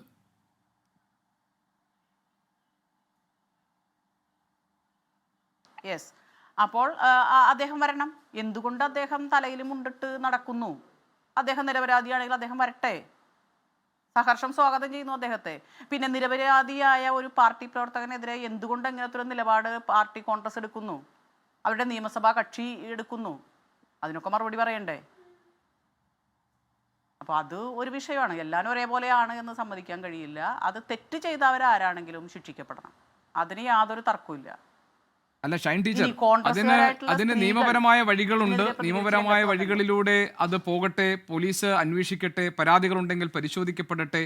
നമ്മൾ ചർച്ച ചെയ്യുന്നത് സമൂഹ മാധ്യമങ്ങളിൽ ഇത്തരം ആളുകളെ, അതാരാ ആയിക്കൊള്ളട്ടെ, ഏത് രാഷ്ട്രീയ പാർട്ടിയിൽ വിശ്വസിക്കുന്ന ആളോ ആകട്ടെ, ആണോ പെണ്ണോ ആകട്ടെ, ഏത് സാമൂഹ്യ വ്യവസ്ഥയുടെ ഭാഗമായി നിൽക്കുന്ന ആളുകളോ ആകട്ടെ, എവിടെ നിന്നുള്ളവരാകട്ടെ, അവരുടെ വ്യക്തി സ്വാതന്ത്ര്യത്തെ, അവരുടെ അവകാശങ്ങളെ ഒക്കെ മാനിക്കാതെ അവരെ തേജോവധം ചെയ്യുന്ന, അവരെ പൂട്ടാൻ ശ്രമിക്കുന്ന, അവരെ കരിവാരിത്തേക്കുന്ന ഒരു രീതി, ആ രീതിയെ എങ്ങനെ കടിഞ്ഞാണിടും? അതിന് എന്ത് നിയമങ്ങൾ കൊണ്ടുവരണം? എങ്ങനെ അത് കർശനമായി നടപ്പാക്കും? എങ്ങനെയാണ് ഈ മനോവൈകല്യമുള്ളവരെ തളയ്ക്കേണ്ടത് എന്ന കാര്യം കൂടിയാണ്. അതെ, തീർച്ചയായിട്ടും ഞാനതിലേക്ക് ഡൈവേർട്ട് ചെയ്ത് പോകാൻ ആഗ്രഹിച്ച ആളല്ല. പക്ഷേ ശ്രീ രാഹുൽ ഈശ്വർ അങ്ങനെ ഒരു കമൻറ്റ് പറഞ്ഞപ്പോൾ അതിനോട് ജസ്റ്റ് ഒന്ന് പ്രതികരിച്ചെന്ന് മാത്രമേ ഉള്ളൂ. അദ്ദേഹം നിരപരാധിത്വം തെളിയിക്കണമെന്ന് തന്നെയാണ് എൻ്റെ അഭിപ്രായം. അതിൽ തർക്കമൊന്നുമില്ല. അപ്പോൾ ഇവിടെ സൂചിപ്പിക്കുന്നത് സ്ത്രീകൾക്കെതിരായിട്ടുള്ളൊരു മനോഭാവം പൊതുവെ സമൂഹത്തിൽ ഒരു മൂല്യബോധമായി ഇന്നും നിലനിൽക്കുന്നുണ്ട്. അത് എല്ലാ മേഖലയിലും ഉണ്ട്. ആ കാര്യത്തോട് ശ്രീ രാഹുൽ ഈശ്വരോട് ഞാൻ യോജിക്കുകയാണ്. അതിനെ നമുക്ക് കൗണ്ടർ ചെയ്ത് ഒരു സമഭാവനയുള്ള, തുല്യത അംഗീകരിക്കുന്ന, തുല്യ അവകാശങ്ങൾ എല്ലാവർക്കും ഉണ്ട് എന്ന് അംഗീകരിക്കപ്പെടുന്ന ഒരു സാമൂഹ്യ വ്യവസ്ഥിതി നമ്മൾ ബോധപൂർവം സൃഷ്ടിക്കുക തന്നെയാണ് ചെയ്യേണ്ടത്. അപ്പം അതിന് അധ്യാപകർ എന്നുള്ളതിലേക്ക് ഞങ്ങൾക്ക് കുറേ ചെയ്യാനുണ്ട്. പൊതുപ്രവർത്തകർ എന്നുള്ളതിലേക്ക് രാഷ്ട്രീയ പ്രവർത്തകർക്ക് ചെയ്യാനുണ്ട്. രാഹുൽ ഈശ്വരനെ പോലുള്ള പ്രതികരിക്കുന്ന വ്യക്തികൾ എന്നുള്ളതിലേക്ക് അവർക്കും അപ്പം അദ്ദേഹം കുറേ കാര്യങ്ങൾ ഉണ്ട്. അപ്പോൾ അതിനൊക്കെ നമുക്ക് എങ്ങനെയാണ് ഒരു ടൂളായിട്ട് ഉപയോഗിക്കാൻ കഴിയുക? അത് ഞാൻ നേരത്തെ സൂചിപ്പിച്ചു എന്നാണ് ഞാൻ വിചാരിക്കുന്നത്. നമ്മുടെ രാജ്യത്തെ നിയമം ഈക്വൽ റൈറ്റ് ഉറപ്പുവരുത്തുന്ന ഒരു നിയമം നമുക്കുണ്ട്. ഇൻഡിവിജ്വൽ ഡിഗ്നിറ്റി മൗലികാവകാശമായിട്ടുള്ള ഒരു നിയമ സംഹിത നമുക്കുണ്ട്. അപ്പോൾ ഇതിനെയൊക്കെ കൃത്യമായി ഉപയോഗിക്കാൻ നമ്മൾ നമ്മുടെ സമൂഹത്തെ പഠിപ്പിക്കുകയും അതിന് ധൈര്യം കൊടുക്കുകയും മോറൽ സപ്പോർട്ട് ചെയ്യുക എന്നുള്ളതാണ് അതിന് ഉള്ള ഒരു ഫോം വഴി എന്നുള്ളത്. ഭയപ്പെട്ട് പിന്തിരിഞ്ഞോടാനുള്ളൊരു മാനസികാവസ്ഥ ഉണ്ടാക്കുന്നത് നമ്മൾ തന്നെയാണ്, സമൂഹം തന്നെയാണ്. ഭയപ്പെടുത്തി കീഴ്പ്പെടുത്തുക എന്നുള്ള ഒരു തന്ത്രം നമ്മുടെ സമൂഹമാണ് ഉപയോഗിക്കുന്നത്. അപ്പോൾ അത് നമ്മൾ തിരിച്ചറിയുകയും അതിനെതിരെ പ്രതികരിക്കാൻ സ്ത്രീകളും പുരുഷന്മാരും ഒരുമിച്ച് കൈതോർത്ത് മുന്നോട്ട് വന്നാൽ ഒരു പരിധിവരെ കേരള സമൂഹത്തിൻ്റെ ഈ ലൈംഗിക വൈകൃത മനസ്സിനെ, സ്ത്രീ വിരുദ്ധതയെ പരിഹരിക്കാൻ കഴിയുമെന്നാണ് എൻ്റെ വിശ്വാസം. ശരി, വളരെയധികം നന്ദി ശ്രീമതി ഷൈൻ ടീച്ചർ. ഏതായാലും ഇത്രയും സമയം ഈ വിഷയത്തിൽ പ്രതികരിക്കാനും താങ്കളുടെ അഭിപ്രായങ്ങൾ പങ്കുവയ്ക്കാനും ഒക്കെ ചേർന്നതിന് അഡ്വക്കേറ്റ് ആശ ഉണ്ണിത്താൻ, ഡോക്ടർ സൗമ്യ സെരീൻ, ശ്രീ രാഹുൽ ഈശ്വർ എന്നിവർ കൂടി നമ്മളോടൊപ്പം ഈ ചർച്ചയിൽ പങ്കെടുക്കാനുണ്ട്. ക്ഷമിക്കണം, ഞാൻ മറ്റ് അതിഥികളിലേക്ക് വരാതിരുന്നതിന് കാരണം ഈ സൈബർ ആക്രമണങ്ങൾക്ക് ഏറ്റവും ഒടുവിൽ ഇരയാക്കപ്പെട്ട വ്യക്തി എന്ന നിലയിൽ ഷൈൻ ടീച്ചർക്ക് പറയാനുള്ള കാര്യങ്ങൾ എന്താണ് എന്ന് കേൾക്കുകയായിരുന്നു. അഡ്വക്കേറ്റ് ആശ ഉണ്ണിത്താൻ, ഇത്തരം സംഭവങ്ങളിൽ ഇപ്പോൾ ഷൈൻ ടീച്ചർ പറഞ്ഞത് സ്ത്രീകൾ ഭാഗമാകുന്ന ഇത്തരം അപവാദ കഥകളിൽ അവരെ തളർത്തുക, അവരെ വീട്ടിലേക്ക് ഒതുക്കുക, കുടുംബത്തിൻ്റെ സമാധാനം കെടുത്തുക, പൊതുമധ്യത്തിൽ അവരെ അവഹേളിക്കുക, പിന്നെ അതിനകത്ത് രാഷ്ട്രീയ ചായ്വുള്ളവരുണ്ടെങ്കിൽ അവരെ കരിവാരിത്തേക്കുക, അവരുടെ പൊതുപ്രവർത്തനത്തിന് കരിനിഴൽ വീഴ്ത്താൻ ശ്രമിക്കുക, ഇങ്ങനെ ഇപ്പോൾ ഷൈൻ ടീച്ചറെ പോലുള്ളവർ പുറത്തു വന്ന് കാര്യങ്ങൾ തുറന്നു പറയാനും തൻ്റെ ഇടത്തോടു കൂടി ഇതിന് ഫൈറ്റ് ചെയ്യാൻ തയ്യാറാകുന്നു. അതിന് ആവതില്ലാത്തവർ, അതിന് പറ്റാത്തവർ, ആ എക്സ്പോഷർ ഇല്ലാത്തവർ എത്രയോ പേർ കുടുംബജീവിതം തകർന്ന് നിരാശയിൽ കഴിയുന്ന, ഡിപ്രഷനിൽ പോയ അനുഭവങ്ങൾ കേരളത്തിലുണ്ട്. പക്ഷേ ഒരൊറ്റയാളെ പോലും വായ മൂടിക്കെട്ടാൻ, ഇത്തരത്തിലുള്ള ഇടപെടൽ നടത്തുന്ന ആളുകളെ നിയന്ത്രിക്കാൻ നമ്മുടെ സംവിധാനങ്ങൾക്ക് കഴിയാതെ പോകുന്നത് എന്തുകൊണ്ടാണ് നിയമത്തിൻ്റെ വഴിയിലൂടെ പോകുമെന്നുമൊക്കെ പറയുമ്പോഴും ആത്യന്തികമായി അവരുടെയൊക്കെ വിജയം ഉറപ്പാക്കുന്ന തരത്തിൽ ഈ കാര്യങ്ങൾ മുന്നോട്ട് പോകാത്തത്? എവിടെയാണ് അതിന് തടസ്സം? എന്താണ് നമ്മൾ ചെയ്യേണ്ടത്?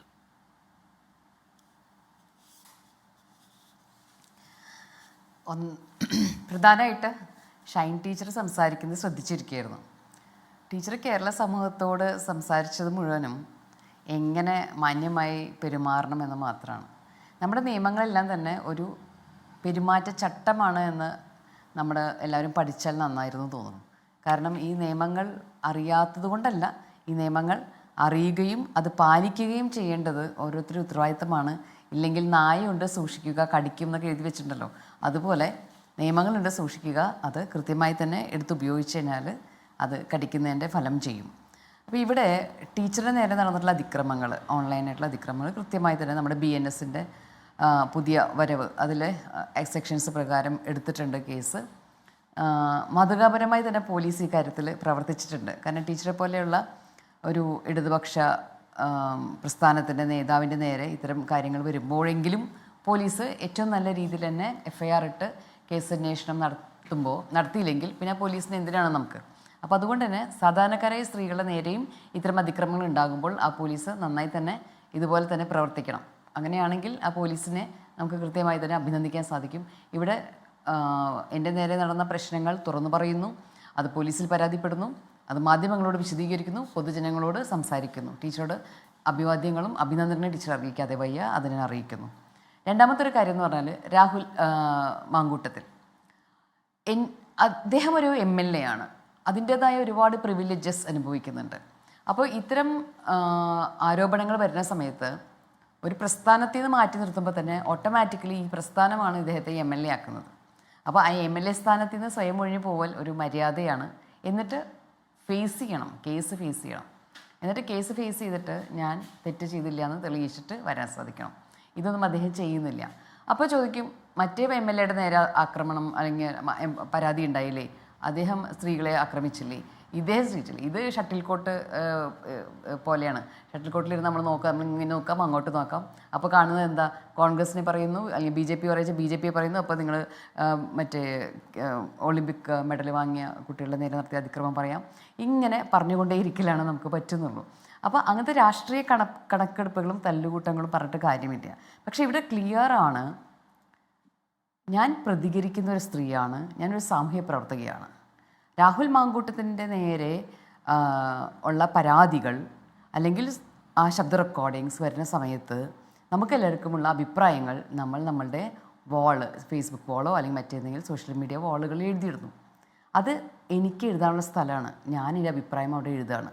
ഈ അഭിപ്രായം വഴി ഒരാളെ ഡിഫേം ചെയ്യുകയോ മറ്റോ ആണെങ്കിൽ, ഫാക്ട്സിന് വിരുദ്ധമായിട്ട് എന്തെങ്കിലുമൊക്കെ പറയുന്നുണ്ടെങ്കിൽ ശരിയാണ്, നമ്മൾ ഡിഫാമേഷൻ കേസ് നേരിടണം. അങ്ങനെ എഴുതിയ ആളുകളുടെ മുഴുവൻ നേരെ രാഹുൽ മാങ്കൂട്ടത്തിൽ ഈ ഡിഫാമേഷൻ കേസ് എടുക്കട്ടെ.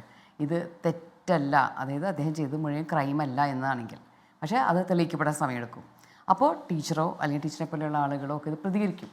ആ സമയത്ത് അവരുടെ നേരെ പല രീതിയിലുള്ള ആക്ഷേപങ്ങൾ. ഇത് നമ്മുടെ ഫാമിലി കൂട്ടി നടക്കുന്ന കാര്യം കൂടിയാണ്. അതായത് ഒരു സ്ത്രീ തൻ്റെ അവകാശത്തെപ്പറ്റി സംസാരിക്കാൻ വന്നു കഴിഞ്ഞാൽ ഉടനെ അവൾ വേറെ ബന്ധമുള്ള ആളാണ്, അല്ലെങ്കിൽ അവൾക്ക് മാനസികമായ അസുഖമാണ്. പൊതുരംഗത്തേക്ക് ഇറങ്ങുന്ന അല്ലെങ്കിൽ സ്വന്തമായ അഭിപ്രായങ്ങൾ വീട്ടിനകത്ത് പോലോ അല്ലെങ്കിൽ ഓഫീസകത്തൊക്കെ പറയുന്ന സ്ത്രീകളുടെ നേരെയുള്ള സ്ഥിരമായിട്ടുള്ള ഈ ആരോപണങ്ങളാണ് ഈ അവരുടെ വ്യക്തിത്വത്തെ ആക്ഷേപിക്കുന്ന രീതിയിലുള്ള കുറേ ലൈംഗിക ആരോപണങ്ങൾ പറയുക. അതുപോലെ തന്നെ അവർക്ക് ബുദ്ധിസ്ഥിരതയില്ല എന്ന് പറയുക. ഇത് കേട്ട് ഒരു വിലയുമില്ലാതെ മാറി ഞങ്ങൾ സ്ത്രീകൾക്ക്. ഇതൊക്കെ അതെന്താ പറയാത്തത്, അത് നിങ്ങൾ പറഞ്ഞില്ലല്ലോ നമ്മളിങ്ങനെ സൂചിപ്പിക്കേണ്ടി വരും. അല്ലാതെ കാതലായിട്ടുള്ളൊരു പ്രശ്നം ഈ സ്ത്രീകൾക്കെതിരെ പറയാനുമില്ല, യാതൊന്നും ഇവർക്ക് ചെയ്യാനില്ല. പിന്നെ ഈ ഫേസ്ബുക്കിൽ വന്നിരുന്ന ഇങ്ങനെ സൈബർ ബുള്ളിങ് ചെയ്യുന്ന ആളുകൾ, ഇവർ പിൻവലിച്ചു പോയി എന്ന് പറയുന്നു കുറേ പേരൊക്കെ. പക്ഷേ ഇവരൊക്കെ കൃത്യമായി തന്നെ കണ്ടെത്താൻ സാധിക്കും. അവർ മനസ്സിലാക്കേണ്ടത്, നിങ്ങൾ വൺസ് നിങ്ങളുടെ ഈ വൃത്തികേടുകൾ എഴുതിയിട്ട് കഴിഞ്ഞാൽ നിങ്ങളെ തന്നെയാണ് റിവീൽ ചെയ്യുന്നത്. നിങ്ങൾ ക്രൈമാണ് ചെയ്യുന്നത്. നിങ്ങളത് പിൻവലിച്ചുകൊണ്ട് കാര്യമൊന്നുമില്ല. നിങ്ങൾ ആ കേസിൽ പ്രതിയായി കഴിഞ്ഞിരിക്കുന്നു. ഈ ഡിജിറ്റൽ ഏരിയയിൽ എഴുതിയിടുന്ന മനുഷ്യർ മനസ്സിലാക്കേണ്ടത് റെസ്പോൺസിബിളായിട്ട് ഇത് ഉപയോഗിക്കണം. റെസ്പോൺസിബിളായിട്ട് ഉപയോഗിച്ചില്ലെങ്കിൽ അവനവൻ്റെ സ്വാതന്ത്ര്യം, ആശയവിനിമയ സ്വാതന്ത്ര്യം എന്ന അല്ലെങ്കിൽ റൈറ്റ് ടു സ്പീച്ച് എന്ന ഈ സംഗതി നമുക്ക് നഷ്ടപ്പെട്ടു പോകും. കാരണം നിങ്ങൾ പറയുന്ന തെറികളും നിങ്ങൾ പറയുന്ന വൃത്തികേടുകളും കേട്ടിരിക്കാനോ അല്ലെങ്കിൽ പൊതു ഇടങ്ങളിൽ അത് എഴുതി വെച്ചാൽ അശ്ലീലം മുഴുവനും അത് കേട്ട് സഹിക്കാനോ ഇന്ന് ആരും തയ്യാറാകില്ല. ഒരുപക്ഷെ നമ്മൾ ചിലപ്പോൾ വീട്ടിൽ പോയി കരിയോയിൽ ഒഴിക്കുകയോ ചിലപ്പോൾ അടിച്ചു എന്നൊക്കെ വരും. അത്തരം സന്ദർഭങ്ങൾ പോലും സ്ത്രീകൾ ഒരു എന്താ പറയുക ആത്മരോഷത്തിൻ്റെയോ അല്ലെങ്കിൽ എൻ്റെ നേരെ ഒരാൾ തെറി വിളിച്ചാൽ ഞാൻ തിരിച്ചെന്ത് ചെയ്യും? ചിലപ്പോൾ അയാൾ മുഖത്ത് തുപ്പും. പക്ഷേ അയാൾ എൻ്റെ മുഖത്തിൻ്റെ മുന്നിൽ വന്നെന്ന് തെറി വിളിച്ചാലാണ് അയാൾ അടിക്കുകയോ തുപ്പാനോ നമുക്ക് സാധിക്കുന്നത്. എങ്ങനെ? അത് എൻ്റെ സെൽഫ് ഡിഫെൻസിൻ്റെ ഭാഗമായിട്ട് അല്ലെങ്കിൽ സഡൻ പ്രൊവോക്കേഷൻ്റെ ഭാഗമായിട്ട്. ഈ സംഗതി നിങ്ങൾ ഏതെങ്കിലും വാളിൽ അല്ലെങ്കിൽ സോഷ്യൽ മീഡിയയിൽ ഇട്ടാൽ എന്ത് ചെയ്യും? നിങ്ങളെ കാണുന്ന ഇടത്ത് വന്നിട്ട് എനിക്ക് തുപ്പാൻ സാധിക്കുള്ളൂ അല്ലെങ്കിൽ അടിക്കാൻ സാധിക്കുള്ളൂ. അപ്പോൾ ചിലപ്പോൾ എൻ്റെ ആത്മരക്ഷ ഞാൻ പ്രയോഗിക്കാൻ കുറച്ച് സമയമെടുക്കും. കാരണം നിങ്ങളുടെ അടുത്തേക്ക് എത്തട്ടെ ഞാൻ ആത്മരക്ഷ പ്രയോഗിക്കാനായിട്ട് അല്ലെങ്കിൽ എൻ്റെ ആത്മരോക്ഷം പറയാനായിട്ട്. ഇത്തരം കാര്യങ്ങളൊക്കെ സംഭവിക്കുന്നുണ്ട്. പിന്നെ ഇതിൻ്റെ നിയമസാങ്കേതികതയും അതിൻ്റെ നൂലാമാലിലേക്കൊക്കെ പോയിട്ട് ഒരാൾക്ക് നിയമമൊന്നും കൃത്യമായിട്ട് ഇങ്ങനെയാണ് നിയമം അളന്ന് തൂക്കി ഞാൻ പ്രവർത്തിക്കേണ്ടത് എന്ന് പറയാൻ പറ്റില്ല. അതാണ് ഈ സഡൻ പ്രൊവോക്കേഷൻ എന്നൊക്കെ പറഞ്ഞ സംഗതി. എൻ്റെ മുഖത്ത് നോക്കി തെറി വിളിച്ചാൽ ഞാൻ തിരിച്ച് നിങ്ങളെ ഒരു അടിയടിക്കുകയോ തുപ്പുകയോ ചെയ്തില്ലെങ്കിൽ പിന്നെ എൻ്റെ പ്രതികരണം എന്തിനാ?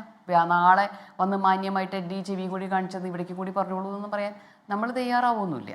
അപ്പോൾ പ്രതികരിക്കുന്ന ആളുകളെ നമ്മൾ മാറിക്കഴിഞ്ഞു. സിസ്റ്റം, ജസ്റ്റിസ് സിസ്റ്റം അല്ലെങ്കിൽ സോഷ്യൽ സിസ്റ്റം അല്ലെങ്കിൽ പൊളിറ്റിക്കൽ സിസ്റ്റം ഇതൊക്കെ എങ്ങനെ പ്രവർത്തിക്കണം എന്നുള്ളത് ഇത്തരം സംഭവങ്ങൾ ഉണ്ടാകുമ്പോൾ മാത്രമല്ല ഇത് വരാതിരിക്കാനുള്ള മുൻകരുതൽ കൂടി ഉണ്ടായിക്കൊണ്ട് വേണം അത് നടക്കണം. അത്തരം കാര്യങ്ങളിൽ നമ്മളുടെ ഗവൺമെൻറ് ഇനിയും മുന്നോട്ട് വരേണ്ടതുണ്ട്. 20 കൊല്ലം മുൻപ് ഉണ്ടാക്കിയ IT ആക്റ്റാണ്. ഇപ്പോൾ ഒരു BNS തിരുത്തി വെച്ചിട്ട് അതിൽ എഴുതി വെച്ചിട്ടുണ്ട് നിങ്ങളുടെ നേരെ നടത്തുന്ന സെക്ഷൽ ഹറാസ്മെൻറ്റ് അല്ലെങ്കിൽ ഇത് ഓൺലൈൻ ഹറാസ്മെൻറ്റിനെ കൂടിയും ഇതിൽ പരിഗണിക്കാം എന്ന് എഴുതി വെച്ചിട്ടുണ്ട്. ശരിയാണ്. പക്ഷേ ഇത്തരം സ്ഥലങ്ങളിൽ എത്തുന്ന ആളുകളുടെ ഇപ്പോൾ ഫേസ്ബുക്കിലൊക്കെ വളരെ ഗ്രൂസമായിട്ടുള്ള വീഡിയോസൊക്കെ ഇട്ട് കഴിഞ്ഞാൽ അവരെ ബ്ലോക്ക് ചെയ്യുന്ന പരിപാടിയുണ്ട്. അപ്പോൾ അതുപോലെ തന്നെ ഇത്തരം അനാവശ്യമായിട്ടുള്ള കാര്യങ്ങൾ എഴുതുന്ന ആൾക്കാരെ ബ്ലോക്ക് ചെയ്യാൻ പറ്റണം. അത് കുറേ പേര് വന്ന് പറഞ്ഞാലേ ഒരാളെ ബ്ലോക്ക് ചെയ്യാൻ പറ്റുള്ളൂ എന്നുള്ള സംഗതി ഒന്നുമല്ല. അതൊന്നും നമ്മളുടെ ആ ഒരു ഉത്തരവാദിത്തമല്ല. അവിടേക്കാണ് സൈബർ പെട്രോളിങ്, അവിടെയാണ് സൈബർ നിയമത്തിൻ്റെ മാറ്റങ്ങൾ, അവിടെയാണ് വിവരസാങ്കേതിക വിദ്യ എന്ന ഈ സംഗതി വന്നതിന് ശേഷം 20 കൊല്ലം കഴിഞ്ഞിട്ടും നമ്മളുടെ അന്നത്തെ ഫോണാണോ നമ്മുടെ കയ്യിലുള്ളത്? അന്നത്തെ എന്താ പറയുക AI ആണോ നമ്മളിപ്പോൾ ഉപയോഗിക്കുന്നത്? അന്നത്തെ ഏതെങ്കിലും അൽഗോരിതംസ് ആണോ നമ്മളിപ്പോൾ ഉപയോഗിക്കുന്നത്? അല്ലല്ലോ. അപ്പോൾ ഇതൊക്കെ മാറിക്കഴിഞ്ഞിരിക്കുന്നു. മാറിക്കഴിഞ്ഞതിനനുസരിച്ചുള്ള നിയമത്തിൻ്റെ മാറ്റത്തിൻ്റെ കുറവ്, നിയമം ഈ മനുഷ്യൻ്റെ സാമൂഹ്യ പരിവർത്തനങ്ങൾക്കൊപ്പം തന്നെ നിയമവും ഇതിനെ അഡ്രസ്സ് ചെയ്ത് മുന്നോട്ട് വരേണ്ടതുണ്ട്. അങ്ങനെ മുന്നോട്ട് നിയമവും വരാത്തത് കൊണ്ടും കൂടിയാണ് നിയമത്തിൻ്റെ ആ സ്ട്രിഞ്ചൻ്റ് ആയിട്ടുള്ള അല്ലെങ്കിൽ ഡിറ്ററൻ്റ് ആയിട്ടുള്ള ഭയപ്പെടുത്തുന്ന ആ ഒരു ഫോഴ്സ് അവിടെ ഇല്ലാതെ പോകുന്നത്. കാലാനുസൃതമായിട്ട് ആ കാര്യങ്ങളിൽ പരിഷ്കരിക്കപ്പെടേണ്ടതുണ്ട് നിയമവും. താങ്കൾ പറഞ്ഞതുപോലെ തന്നെ ഡോക്ടർ സൗമ്യ സരിൻ, ഇത്തരം സൈബർ ബുള്ളിങ്ങിന്റെ കാര്യത്തിൽ ഒരുപാട് ദുരനുഭവങ്ങൾ ഉണ്ടായിട്ടുള്ള ഒരാളാണ് താങ്കൾ. ഇപ്പോൾ താങ്കൾ പലപ്പോഴും പോസ്റ്റുകൾ ഇടുകയും ഇനി സൈബർ പോരാളികൾ വന്ന് നിങ്ങൾ എന്നെ ആക്രമിച്ചോ, എനിക്ക് പറയാനുള്ളത് പറയും എന്ന് പറഞ്ഞ് വീണ്ടും ആ പോസ്റ്റുകൾ ഇടുകയൊക്കെ ചെയ്യുന്നത് ഡോക്ടർ സൗമ്യ സരിൻ സ്ഥിരമായി ചെയ്യാറുള്ളതാണ്. പ്രത്യേകിച്ച് ഈ സ്ത്രീകൾക്കെതിരെ സൈബർ ഇടങ്ങളിൽ നടക്കുന്ന അതിക്രമങ്ങൾ, ഇതുപോലെ അപവാദ കഥകൾ, നമ്മൾ അവഹേളിക്കാൻ നടത്തുന്ന ശ്രമങ്ങൾ, ഇതൊക്കെ ഏത് തരത്തിലാണ് നമ്മൾ നേരിടേണ്ടത്, ഇല്ലാതാക്കേണ്ടത്? ഇപ്പോൾ റെസ്പോൺസിബിൾ ആയിട്ടുള്ള പെരുമാറ്റം എന്നതൊരു ബേസിക് സോഷ്യൽ നോമാണ്. എല്ലാ കാര്യത്തിലും സാമൂഹ്യ ജീവി എന്ന നിലയിൽ മനുഷ്യർ റെസ്പോൺസിബിൾ ആയിരിക്കണം. പക്ഷെ അതില്ലാത്തത് കൊണ്ടാണല്ലോ കുറ്റവാളികൾ ഉണ്ടാകുന്നത്. ഗോപി പറഞ്ഞ പോലെ തന്നെ എനിക്കിതിൽ വളരെയധികം എക്സ്പീരിയൻസ് ഉള്ള ഒരാളാണ് ഈ സൈബർ ബുള്ളിങ് എന്ന് പറയുന്നത്. കാരണം ഗോപിക്ക് അറിയാലോ, ഞാൻ ഒരു രാഷ്ട്രീയ പാർട്ടിയെ പ്രതിദാനം ചെയ്യുന്ന ആളായതുകൊണ്ടോ അല്ലെങ്കിൽ രാഷ്ട്രീയപരമായിട്ടുള്ള കാര്യങ്ങൾ ചർച്ച ചെയ്തിട്ടോ ആണോ എനിക്ക് ഈ സൈബർ ബുള്ളിങ് നേരിടേണ്ടി വന്നിട്ടുള്ളത്? ഒരിക്കലുമല്ല.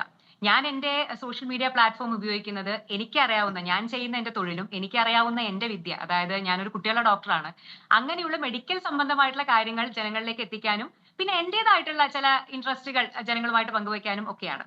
പക്ഷേ കാലാകാലങ്ങളായിട്ട് ഞാൻ സോഷ്യൽ മീഡിയ ബുള്ളിങ് നേരിട്ടുകൊണ്ടിരിക്കുന്നത് എൻ്റെ ഭർത്താവ് രാഷ്ട്രീയ രംഗത്ത് പ്രവർത്തിക്കുന്ന ഒരാളായത് കൊണ്ടാണ്. അത് ഇപ്പോ റീസെന്റ് ടൈംസിൽ അതൊരു 10 times ആയിട്ടുണ്ട്. അത് എല്ലാവർക്കും അറിയാം, അതിന്റെ കാരണവും അറിയാം. അദ്ദേഹം ആദ്യം കോൺഗ്രസ് പാർട്ടിയിൽ പ്രവർത്തിച്ചുകൊണ്ടിരുന്ന ആളാണ്. അതിനുശേഷം മാസങ്ങൾക്ക് മുമ്പാണ് അദ്ദേഹം CPM-ലേക്ക് മാറിയത്. അപ്പൊ അതുകൊണ്ട് തന്നെ സ്വാഭാവികമായിട്ടും നേരത്തെ കിട്ടിക്കൊണ്ടിരുന്നിരുന്ന സൈബർ അറ്റാക്കുകൾ ഏകദേശം ഒരു 10 ടൈംസ് ഇപ്പൊ റീസെന്റ് ആയിട്ടുണ്ട്. പക്ഷെ അതൊന്നും ഞാൻ പറഞ്ഞല്ലോ, അതൊന്നും എന്നെ പേഴ്സണലി വ്യക്തിപരമായിട്ട് ബാധിക്കുന്ന കാര്യങ്ങളെയല്ല. ഞാൻ അതിനെതിരെ എപ്പോഴാണെങ്കിലും ഞാൻ എപ്പോഴും എല്ലാവരോടും പറയുന്ന ഒരു കാര്യമാണ്, എനിക്ക് ഒരു രാഷ്ട്രീയ പാർട്ടി ഇന്ന രാഷ്ട്രീയ പാർട്ടി ചെയ്യുന്നു അല്ലെങ്കിൽ ഇന്ന ആളുകൾ ചെയ്യുന്നു അങ്ങനെയല്ല. ഈ സൈബർ ബുള്ളിങ് അല്ലെങ്കിൽ സൈബർ ഗുണ്ടകൾ എന്ന് പറയുന്ന ആളുകൾ എല്ലായിടത്തുമുണ്ട്. എല്ലാ പാർട്ടികൾക്കും സൈബർ വിങ് ഉണ്ട്. അവരിൽ തന്നെ റെസ്പോൺസിബിൾ ആയിട്ട് ആ ജോലി ചെയ്യുന്നവരും ചെറിയ ശതമാനമാണെങ്കിലും ഒട്ടും തന്നെ റെസ്പോൺസിബിലിറ്റി കാണിക്കാതെ വളരെ മോശമായ രീതിയിൽ എന്താ പറയാ വ്യക്തിഹത്യ എന്നുള്ള രീതിയിൽ ആളുകളോട് ഇടപഴകുന്ന ഒരു വിഭാഗവും എല്ലാ രാഷ്ട്രീയ പാർട്ടികളിലും ഉണ്ട്. ഇപ്പൊ എന്റെ ഹസ്ബൻഡ് കോൺഗ്രസ് ആയിരുന്ന സമയത്തും ഞാൻ ഇതേ വാചകം തന്നെ സംസാരിച്ചിട്ടുണ്ട്. കാര്യം ആ സമയത്ത് എനിക്ക് നേരിട്ട സൈബർ അറ്റാക്കിന്റെ പശ്ചാത്തലത്തിൽ ഞാൻ എന്റെ പോസ്റ്റുകൾ ഇട്ടിട്ടുണ്ട്. ഇപ്പോഴും അതേ പോസ്റ്റുകൾ കോപ്പി പേസ്റ്റ് ചെയ്തിട്ട് ഞാൻ ഇടാറുണ്ട്. കാരണം എനിക്ക് വ്യത്യസ്തമായിട്ട് ഒന്നും പറയാനില്ല. കാരണം ഒരു രാഷ്ട്രീയ പാർട്ടിയെയും പേരെടുത്ത് പറഞ്ഞിട്ടല്ല ഞാൻ പറയാറുള്ളത്. പക്ഷെ ഞാൻ പറഞ്ഞു വന്നത്, കുറച്ച് കാലങ്ങളായിട്ട് ഞാൻ നിരീക്ഷിക്കുന്ന ഒരു കാര്യം എന്ന് പറയുന്നത്, സ്വാഭാവികമായിട്ടും നമ്മൾ സോഷ്യൽ മീഡിയയിലും ആക്റ്റീവായിട്ട് ഇടപഴകുന്ന ഒരാളാവുമ്പോൾ, നമ്മുടെ ജീവിത പങ്കാളി ഒരു രാഷ്ട്രീയ പ്രവർത്തകനാവുമ്പോൾ എന്തായാലും വിമർശനങ്ങൾ വരും, ട്രോളുകൾ വരും. ഞാൻ അതിനെയൊക്കെ, അല്ലെങ്കിൽ ഞങ്ങൾ രണ്ടുപേരും അതിനെ ആ ഒരു സ്പിരിറ്റോട് കൂടി കാണുന്ന ആളുകളാണ്. അല്ലെങ്കിൽ പലപ്പോഴും ചിരിച്ചു തള്ളാവുന്ന കാര്യങ്ങളാണ് ഞങ്ങളുടെ ട്രോളുകൾ. ഞങ്ങൾ തന്നെ എപ്പോഴും ചിരിച്ച് ആസ്വദിക്കുന്ന ആളുകളാണ്. പക്ഷേ എനിക്ക് തോന്നുന്നു കുറച്ചു കാലമായിട്ട് ആ ഒരു കാര്യത്തിൽ വളരെയധികം മാറ്റങ്ങൾ ഞാൻ കാണുന്നുണ്ട്. ഭയങ്കരമായിട്ടൊരു മൂല്യച്യുതി ഈ ഒരു കാര്യത്തിൽ സംഭവിച്ചിട്ടുണ്ട്. കാരണം വ്യക്തികളെ വ്യക്തിഹത്യ ചെയ്യുന്ന രീതിയിൽ, ഇപ്പൊ നിങ്ങൾ എത്ര പേര് അറിഞ്ഞു എന്നറിയില്ല, ഇപ്പൊ ഷൈൻ ടീച്ചറുടെ ഈ ഒരു സംഭവത്തിന് 2 ആഴ്ച മുമ്പ് ഞാനും എന്റെ ഹസ്ബൻഡ് ഡോക്ടർ സൈരനും ഇതേ രീതിയിൽ സമാനമായിട്ടുള്ള ഒരു കേസുമായിട്ട്, ഇപ്പൊ ഞങ്ങൾ അതിന്റെ മാനനഷ്ട കേസുമായിട്ട് മുന്നോട്ട് പോയിക്കൊണ്ടിരിക്കുകയാണ്. അന്ന് ഈ പറയുന്ന മെയിൻ ആയിട്ടുള്ള ഏതെങ്കിലുമൊക്കെ നേതാക്കന്മാർ അത് ഏറ്റുപിടിച്ചിരുന്നെങ്കിൽ ഈ ഷൈൻ ടീച്ചറുടെ ഒരു പൊസിഷനിൽ വന്ന് ചിലപ്പോൾ എനിക്ക് സംസാരിക്കേണ്ട ഒരു അവസ്ഥ വരുമായിരുന്നു. പക്ഷെ ഞാൻ പറഞ്ഞു വന്നത്, ഇത്തരത്തില് ഒരു വ്യക്തികളെ നട്ടാൽ കുരുക്കാത്ത നുണകള് ഈ അന്തരീക്ഷത്തിൽ നിന്ന് ഉണ്ടാക്കിയിട്ട് ആളുകളെ വ്യക്തിഹത്യ ചെയ്യുന്ന ഒരു വൃത്തികെട്ട ഒരു രീതി ഇന്ന് നമ്മുടെ സൈബർ വിങ്ങുകളിൽ അത് ഉണ്ട് എന്നുള്ളത് നമുക്ക് ഒരിക്കലും കാണാതിരിക്കാൻ പറ്റുന്ന ഒരു കാര്യമല്ല. അത് ഞാൻ പറയും, അത് ഏത് പാർട്ടിയാണ് എന്നുണ്ടെങ്കിലും അത് ക്യാൻസർ പോലെയാണ്. ഞാനൊരു ഡോക്ടർ ആയതുകൊണ്ട് എനിക്ക് അതിനെ ക്യാൻസറിനോട് ഉപമിക്കാനാണ് ഞാൻ ഇഷ്ടപ്പെടുന്നത്. എന്താന്ന് വെച്ച് കഴിഞ്ഞാൽ, ഈ ക്യാൻസർ എന്ന് പറയുന്നത് നമ്മുടെ ശരീരത്തിൽ തന്നെ ഉണ്ടാവുന്ന, നമ്മുടെ കോശങ്ങൾ തന്നെ ഉണ്ടാവുന്ന ഒരു പ്രശ്നമാണ്. നമ്മുടെ കോശങ്ങൾ ഒരു അബ്നോർമാലിറ്റിയിലേക്ക് പോവുകയാണ്. ആ കോശങ്ങൾക്ക് അത് ഭ്രാന്തമായിട്ട് പെറ്റുപെരുകയും സ്വന്തം ഏതാണ് ശത്രു ഏതാണ് എന്നറിയാത്ത രീതിയിൽ അത് സ്വന്തം ശരീരത്തിനെ നശിപ്പിക്കുന്ന ഒരു അവസ്ഥയിലേക്ക് പോവുകയും ചെയ്യും. അപ്പോ എനിക്കിപ്പോ തോന്നുന്നത് പല പാർട്ടിയിലും അങ്ങനെയുള്ള ക്യാൻസറുകൾ ബാധിച്ചിട്ടുണ്ട്. ഇപ്പൊ അതിനുള്ള ഏറ്റവും നല്ല ഉദാഹരണമാണല്ലോ റീസെന്റ് നമ്മുടെ പ്രതിപക്ഷ നേതാവിന് തന്നെ നേരിടേണ്ടി വന്ന, റീസെന്റ് അല്ല ഇപ്പോഴും നേരിട്ടുകൊണ്ടിരിക്കുന്ന സൈബർ ബുള്ളിങ്.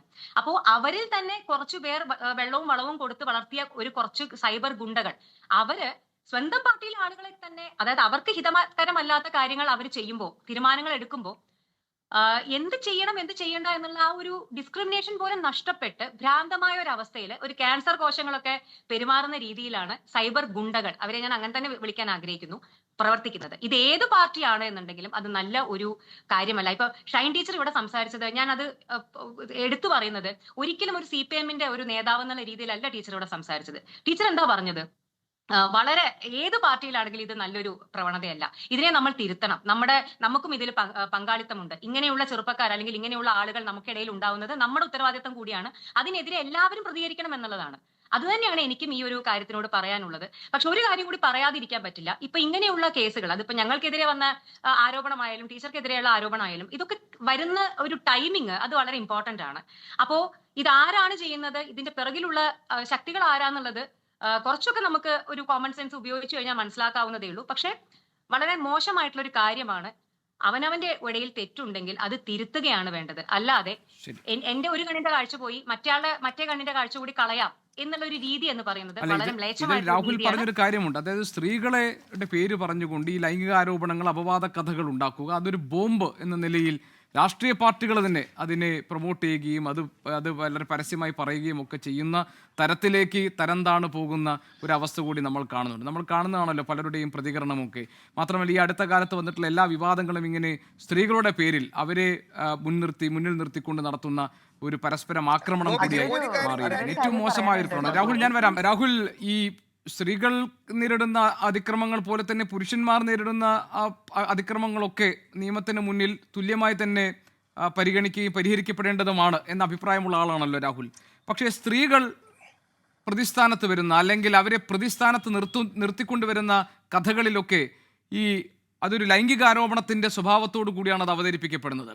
അത് അവരുടെ സാമൂഹിക ജീവിതത്തെ നശിപ്പിക്കുന്ന, ഇതുപോലെ പൊതുപ്രവർത്തന രംഗത്തേക്ക് വരാൻ നിൽക്കുന്ന, അല്ലെങ്കിൽ അവർക്ക് മികവ് തെളിയിക്കാൻ കഴിഞ്ഞിട്ടുള്ള അവരുടെ മേഖലകളിൽ അവരുടെ വരവിനെ തടയുന്ന, അവരെ ഇല്ലാതാക്കുന്ന, എത്രയും പെട്ടെന്ന് ആദ്യം ഒരു സ്ത്രീക്ക് നേരെ ഉപയോഗിക്കുന്ന ഒരു ആയുധമായി അത് മാറുന്നുണ്ട്. അത് ഇത്രയൊക്കെ പുരോഗമിച്ച, ഇത്രയെല്ലാം ഈ പുതിയ കാലത്ത് കഴിയുന്നവർക്ക് പോലും അതൊരു ആയുധമായി തന്നെ നമ്മുടെ മുന്നിൽ നിൽക്കുന്നുണ്ട്. സൈബർ ബുള്ളിയിങ് അടക്കമുള്ള കാര്യങ്ങൾ പ്രതിരോധിക്കാൻ, നിയന്ത്രിക്കാൻ എന്തൊക്കെയാണ് സമൂഹം എന്ന നിലയിൽ നമ്മൾ ചെയ്യേണ്ടത്? ഗോപിജി, രണ്ട് കാര്യങ്ങൾ. സ്ത്രീകളുടെയും പുരുഷന്മാരുടെയും ഇത്തരം കേസുകളിൽ സമത്വം അല്ല ഞങ്ങൾ വാദിക്കുന്നത്. കാര്യം നമ്മൾ ജീവിക്കുന്നത് പാട്രിയാർക്കലായ ഒരു സൊസൈറ്റിയിലാണ്, മെയിൽ ഡോമിനേറ്റഡ് ആയ സൊസൈറ്റിയിലാണ്. പുരുഷ കമ്മീഷന് വേണ്ടി എഴുതുന്ന ആദ്യ വരിയിൽ എഴുതിയിരിക്കുന്നത് സ്ത്രീകൾക്കാണോ പുരുഷന്മാർക്കാണോ കൂടുതൽ ബുദ്ധിമുട്ട് അനുഭവിക്കുക എന്ന് നമ്മൾ ആത്മാർത്ഥമായി ചിന്തിച്ചാൽ അത് ഉറപ്പായിട്ടും സ്ത്രീകൾക്കാണെന്നാണ്. ഞങ്ങൾ അന്ധന്മാരൊന്നും അല്ലല്ലോ, ഞങ്ങൾക്ക് കാര്യം മനസ്സിലാവില്ലേ? നമ്മുടെ സഹോദരിമാർക്കോ അമ്മമാർക്കോ ഒക്കെ തന്നെയാണ് കൂടുതൽ പ്രശ്നം അനുഭവിക്കുക. അതോടൊപ്പം പുരുഷന്മാരും ഒരുപാട് അനുഭവിക്കുന്നില്ലേ? അങ്ങൊന്ന് ആലോചിച്ച് നോക്കൂ. കഴിഞ്ഞ ആഴ്ച ആനന്ദ് വിശ്വനാഥൻ എന്ന് പറയുന്ന ഒരു സാർ 3 വർഷം പുള്ളി ജയിലിൽ കിടന്നു. 10 വർഷത്തോളം നിയമ പോരാട്ടം നടത്തി. എന്നിട്ടാണ് അദ്ദേഹത്തിന് നീതി കിട്ടിയത്. ആലോചിച്ച് നോക്കൂ, അദ്ദേഹത്തിന്റെ സ്ഥാനത്ത് ഞാനോ താങ്കളോ ആയിരുന്നെങ്കിലോ 3 വർഷം നമ്മൾ ജയിലിൽ കിടന്നു. എന്തിനാണ്? കോപ്പിയടി പിടിച്ചതിന്. ഇതേപോലെ 7 വർഷം ജയിലിൽ കിടന്ന കേന്ദ്രീയ വിദ്യാലയയിലെ റാം എന്ന സാറുണ്ട്. ഒരുപാട് പേർക്കെതിരെ വ്യാജ കേസുകളും വരുന്നില്ലേ? ഞങ്ങളുടെ നിലപാട് സ്ത്രീകൾക്ക് മുൻഗണന, സ്ത്രീകൾക്ക് കൂടുതൽ പരിഗണന, പക്ഷെ പുരുഷന് അവഗണന പാടില്ല, അത്രമാത്രമാണ്. പലരും തെറ്റിദ്ധരിച്ചാണ് ഈ സമത്വത്തിന് വേണ്ടിയാണ് ഞങ്ങൾ വാദിക്കുന്നത് കരുതുന്നത്. അങ്ങനെയല്ല. നമ്മുടെ നിയമം is rightly leaning towards woman, അതായത് ശരിയായ രീതിയിൽ തന്നെ ലീൻ ചെയ്യുകയാണ്. അത് അങ്ങനെ തന്നെ വേണമെന്ന കാര്യത്തിൽ ആർക്കും ഒരു തർക്കവുമില്ല. പക്ഷേ സ്ത്രീകൾക്ക് പരിഗണനയും പുരുഷന് അവഗണനയും ആകരുത്. അതുകൊണ്ട് സ്ത്രീകൾക്ക് കൂടുതൽ പരിഗണന, മുൻഗണന, പുരുഷനും പ്രശ്നങ്ങൾ നേരിടുന്നുണ്ട് എന്ന തിരിച്ചറിവ് വേണം. അങ്ങനെ ഒരുപാട് പേര് പെട്ടുപോയിട്ടില്ലേ? അവിടെയാണ് ടീച്ചറിനോട് പൂർണ്ണമായി യോജിക്കുന്നു. ടീച്ചർ ശക്തമായി വന്ന് പറഞ്ഞു, ഇതേപോലെ ഇപ്പൊ താങ്കൾ ശ്രദ്ധിച്ചിട്ടില്ല, ഇതേപോലെ എത്രയോ പേര് നേരിട്ടു. ഉമ്മൻചാണ്ടി സാർ നേരിട്ട് എന്തുകൊണ്ടാണ് ഒന്ന് പറയാത്തത്? കാര്യം സാക്ഷാൽ ഉമ്മൻചാണ്ടി അടക്കമുള്ളവർ ഇത്തരം കാര്യങ്ങൾ സമൂഹത്തിൽ ഡീൽ ചെയ്യേണ്ട രീതിയിലാണോ ഡീൽ ചെയ്യാൻ നമ്മൾ ചിന്തിച്ചാൽ മതി. രാഹുൽ മാങ്കൂട്ടത്തിൽ എന്തുകൊണ്ടാണ് പറയാത്തത്? ഇവരനുഭവിക്കുന്ന വേദനയും ട്രോമയും, ഞാൻ എല്ലാ ഉത്തരവാദിത്വത്തോടെയും പറയുന്നു, അദ്ദേഹത്തിന്റെ വേദനയും വിഷമവും അറിഞ്ഞൊരു വ്യക്തിയാണ് ഞാൻ. എനിക്കത് പറയാൻ പറ്റില്ല, അദ്ദേഹം എന്തെങ്കിലും തുറന്നു പറയുമായിരിക്കും. അപ്പോ പുരുഷനും ഇതേപോലെ വേദനയും ട്രോമയും ഉണ്ട്, അവനും ഒരു സ്പേസ് ഉണ്ടാകണം എന്നുള്ള കാര്യം ഞാൻ ഗോപികൃഷ്ണൻജി ആ ചോദിച്ച ചോദ്യം വലിയ രീതിയിൽ അഭിനന്ദിക്കുന്നു, ബഹുമാനിക്കുന്നു. കാര്യം നമ്മുടെ മുഖ്യധാരാ മാധ്യമങ്ങൾ ഒരിക്കലും ഉയരാത്തൊരു ചോദ്യം അതാണ്. പുരുഷനുള്ള വേദന, പുരുഷനുള്ള പ്രശ്നം, പുരുഷന് ചെലവാക്കി വരേണ്ട കാശ്, പോലീസുകാർ ട്രീറ്റ് ചെയ്യുന്ന രീതി, മാധ്യമങ്ങൾ ട്രീറ്റ് ചെയ്യുന്ന രീതി. ഇന്ന് ഞങ്ങളുടെ ഒരു പ്രസ് മീറ്റ് ഉണ്ടായിരുന്നു. അതേപോലെ 3 വ്യാജ പരാതിയിൽപ്പെട്ട് പോലീസ് അനുകൂലമായി റിപ്പോർട്ട് കൊടുത്തു, കോടതി അനുകൂലമായി വിധിച്ച 3 പേർ. ഒരു ചോദ്യം ആത്മാർത്ഥമായി ആരെയും കുത്തി പറയാൻ ഇതിനകത്തൊരു പ്രശ്നം രാഹുൽ, ഈ നമ്മൾ നേരത്തെ പറഞ്ഞ പോലെ ലൈംഗിക ആരോപണം ഉന്നയിച്ച് സ്ത്രീകളെ പ്രതിസ്ഥാനത്ത് നിർത്തി നടത്തുന്ന എല്ലാ ആക്രമണങ്ങൾക്ക് പിന്നിലും പുരുഷന്മാരാണ്. പലപ്പോഴും അതെ, അത് അനുഭവിക്കുന്നത് ആരാണ്? അതും പുരുഷന്മാരാണ്. അനുഭവിക്കുന്നതും പുരുഷന്മാരാണ്. അതുകൊണ്ടല്ലേ പുരുഷനും ഒരു ഡിഫൻസ് വേണ്ടേ? പുരുഷനും ഒരു പരിച വേണ്ടേ? ഇനിയും സുപ്രീം കോടതി ഞങ്ങൾ സ്ത്രീകൾക്ക് കൊടുത്ത സ്ത്രീപക്ഷ നിയമങ്ങൾ അവർ പരിചകൾക്ക് പകരം വാളുകളായി ഉപയോഗിക്കുന്നു എന്ന് ചൂണ്ടിക്കാട്ടാറുണ്ട്. നമ്മൾ ഒരൊറ്റ ചോദ്യം, ആരെയും കുത്താൻ വേണ്ടി പറയുന്നതല്ല. ഒരു മാഷ് 3 വർഷം വ്യാജ പരാതിയിൽ ജയിലിൽ കിടന്നു. നമ്മുടെ നാട്ടിൽ ഏതെങ്കിലും ഒരു ഫെമിനിസ്റ്റ് അത് കഷ്ടമായി പോയി എന്ന് പറയുന്നത് കേട്ടിട്ടുണ്ടോ? ശരി, ഏതായാലും ഇത്തരം എക്സെപ്ഷണൽ കേസുകൾ ഉണ്ട് രാഹുൽ. പക്ഷേ ഒരു സാമൂഹിക നീതിയുമായി ബന്ധപ്പെട്ട കാര്യങ്ങൾ ചർച്ച ചെയ്യുമ്പോൾ അത് മറ്റൊരു പ്രതലത്തിൽ നിന്നുകൊണ്ടാണ് ഇത്തരം വിഷയങ്ങൾ പരിഗണിക്കുകയും നിയമ സംവിധാനങ്ങൾ അതിനനുസരിച്ച് പരിഷ്കരിക്കപ്പെടുകയും ചെയ്യുക. ഏതായാലും ഇതെല്ലാം തുറന്ന സാമൂഹിക ചർച്ചകൾക്ക് ഇടവരുത്തട്ടെ. സൈബർ ബുള്ളിങ്ങിന് ഇരയാക്കപ്പെടുകയും അപവാദ കഥകളിൽ ഇരയാക്കപ്പെടുകയും ഒക്കെ ചെയ്യുന്ന ധാരാളം അനുഭവങ്ങൾ കേരളത്തിലെ പല സ്ത്രീകൾക്കും നേരിടേണ്ടി വന്നിട്ടുണ്ട്. അത്തരം കാര്യങ്ങളിൽ ശക്തമായ നടപടികൾ എടുത്തുകൊണ്ട് കുറ്റക്കാർ ശിക്ഷിക്കപ്പെടുന്നെന്ന് ഉറപ്പുവരുത്തേണ്ട ഉത്തരവാദിത്വം സർക്കാരിനും സംവിധാനങ്ങൾക്കുമുണ്ട്. ഈ തരത്തിലുള്ള അപവാദ കഥകളിൽ ഇരയാക്കപ്പെടുന്നവരിൽ അവസാനത്തെ കേസാകട്ടെ ഷൈൻ ടീച്ചറുടേതെന്ന് നമുക്ക് ആശിക്കാം. അതിന് മാത്രമേ നമുക്ക് ഈ സന്ദർഭത്തിൽ കഴിയൂ. ചർച്ചയിൽ പങ്കെടുത്ത എല്ലാ അതിഥികൾക്കും നന്ദി. എൻകൗണ്ടർ ഇന്നിവിടെ പൂർത്തിയാകുന്നു. മറ്റൊരു വിഷയമായി നാളെ ഇതേ സമയം. Good night. ലോകത്തെവിടെയായാലും ഏത് സമയത്തും 24 വാർത്തകളും ഓഗ്മെന്റഡ് റിയാലിറ്റി പാക്കേജുകളും എക്സ്പ്ലെയിനറുകളും വിശദമായി കാണാൻ ഞങ്ങളുടെ യൂട്യൂബ് ചാനൽ നിങ്ങൾക്ക് സബ്സ്ക്രൈബ് ചെയ്യാം.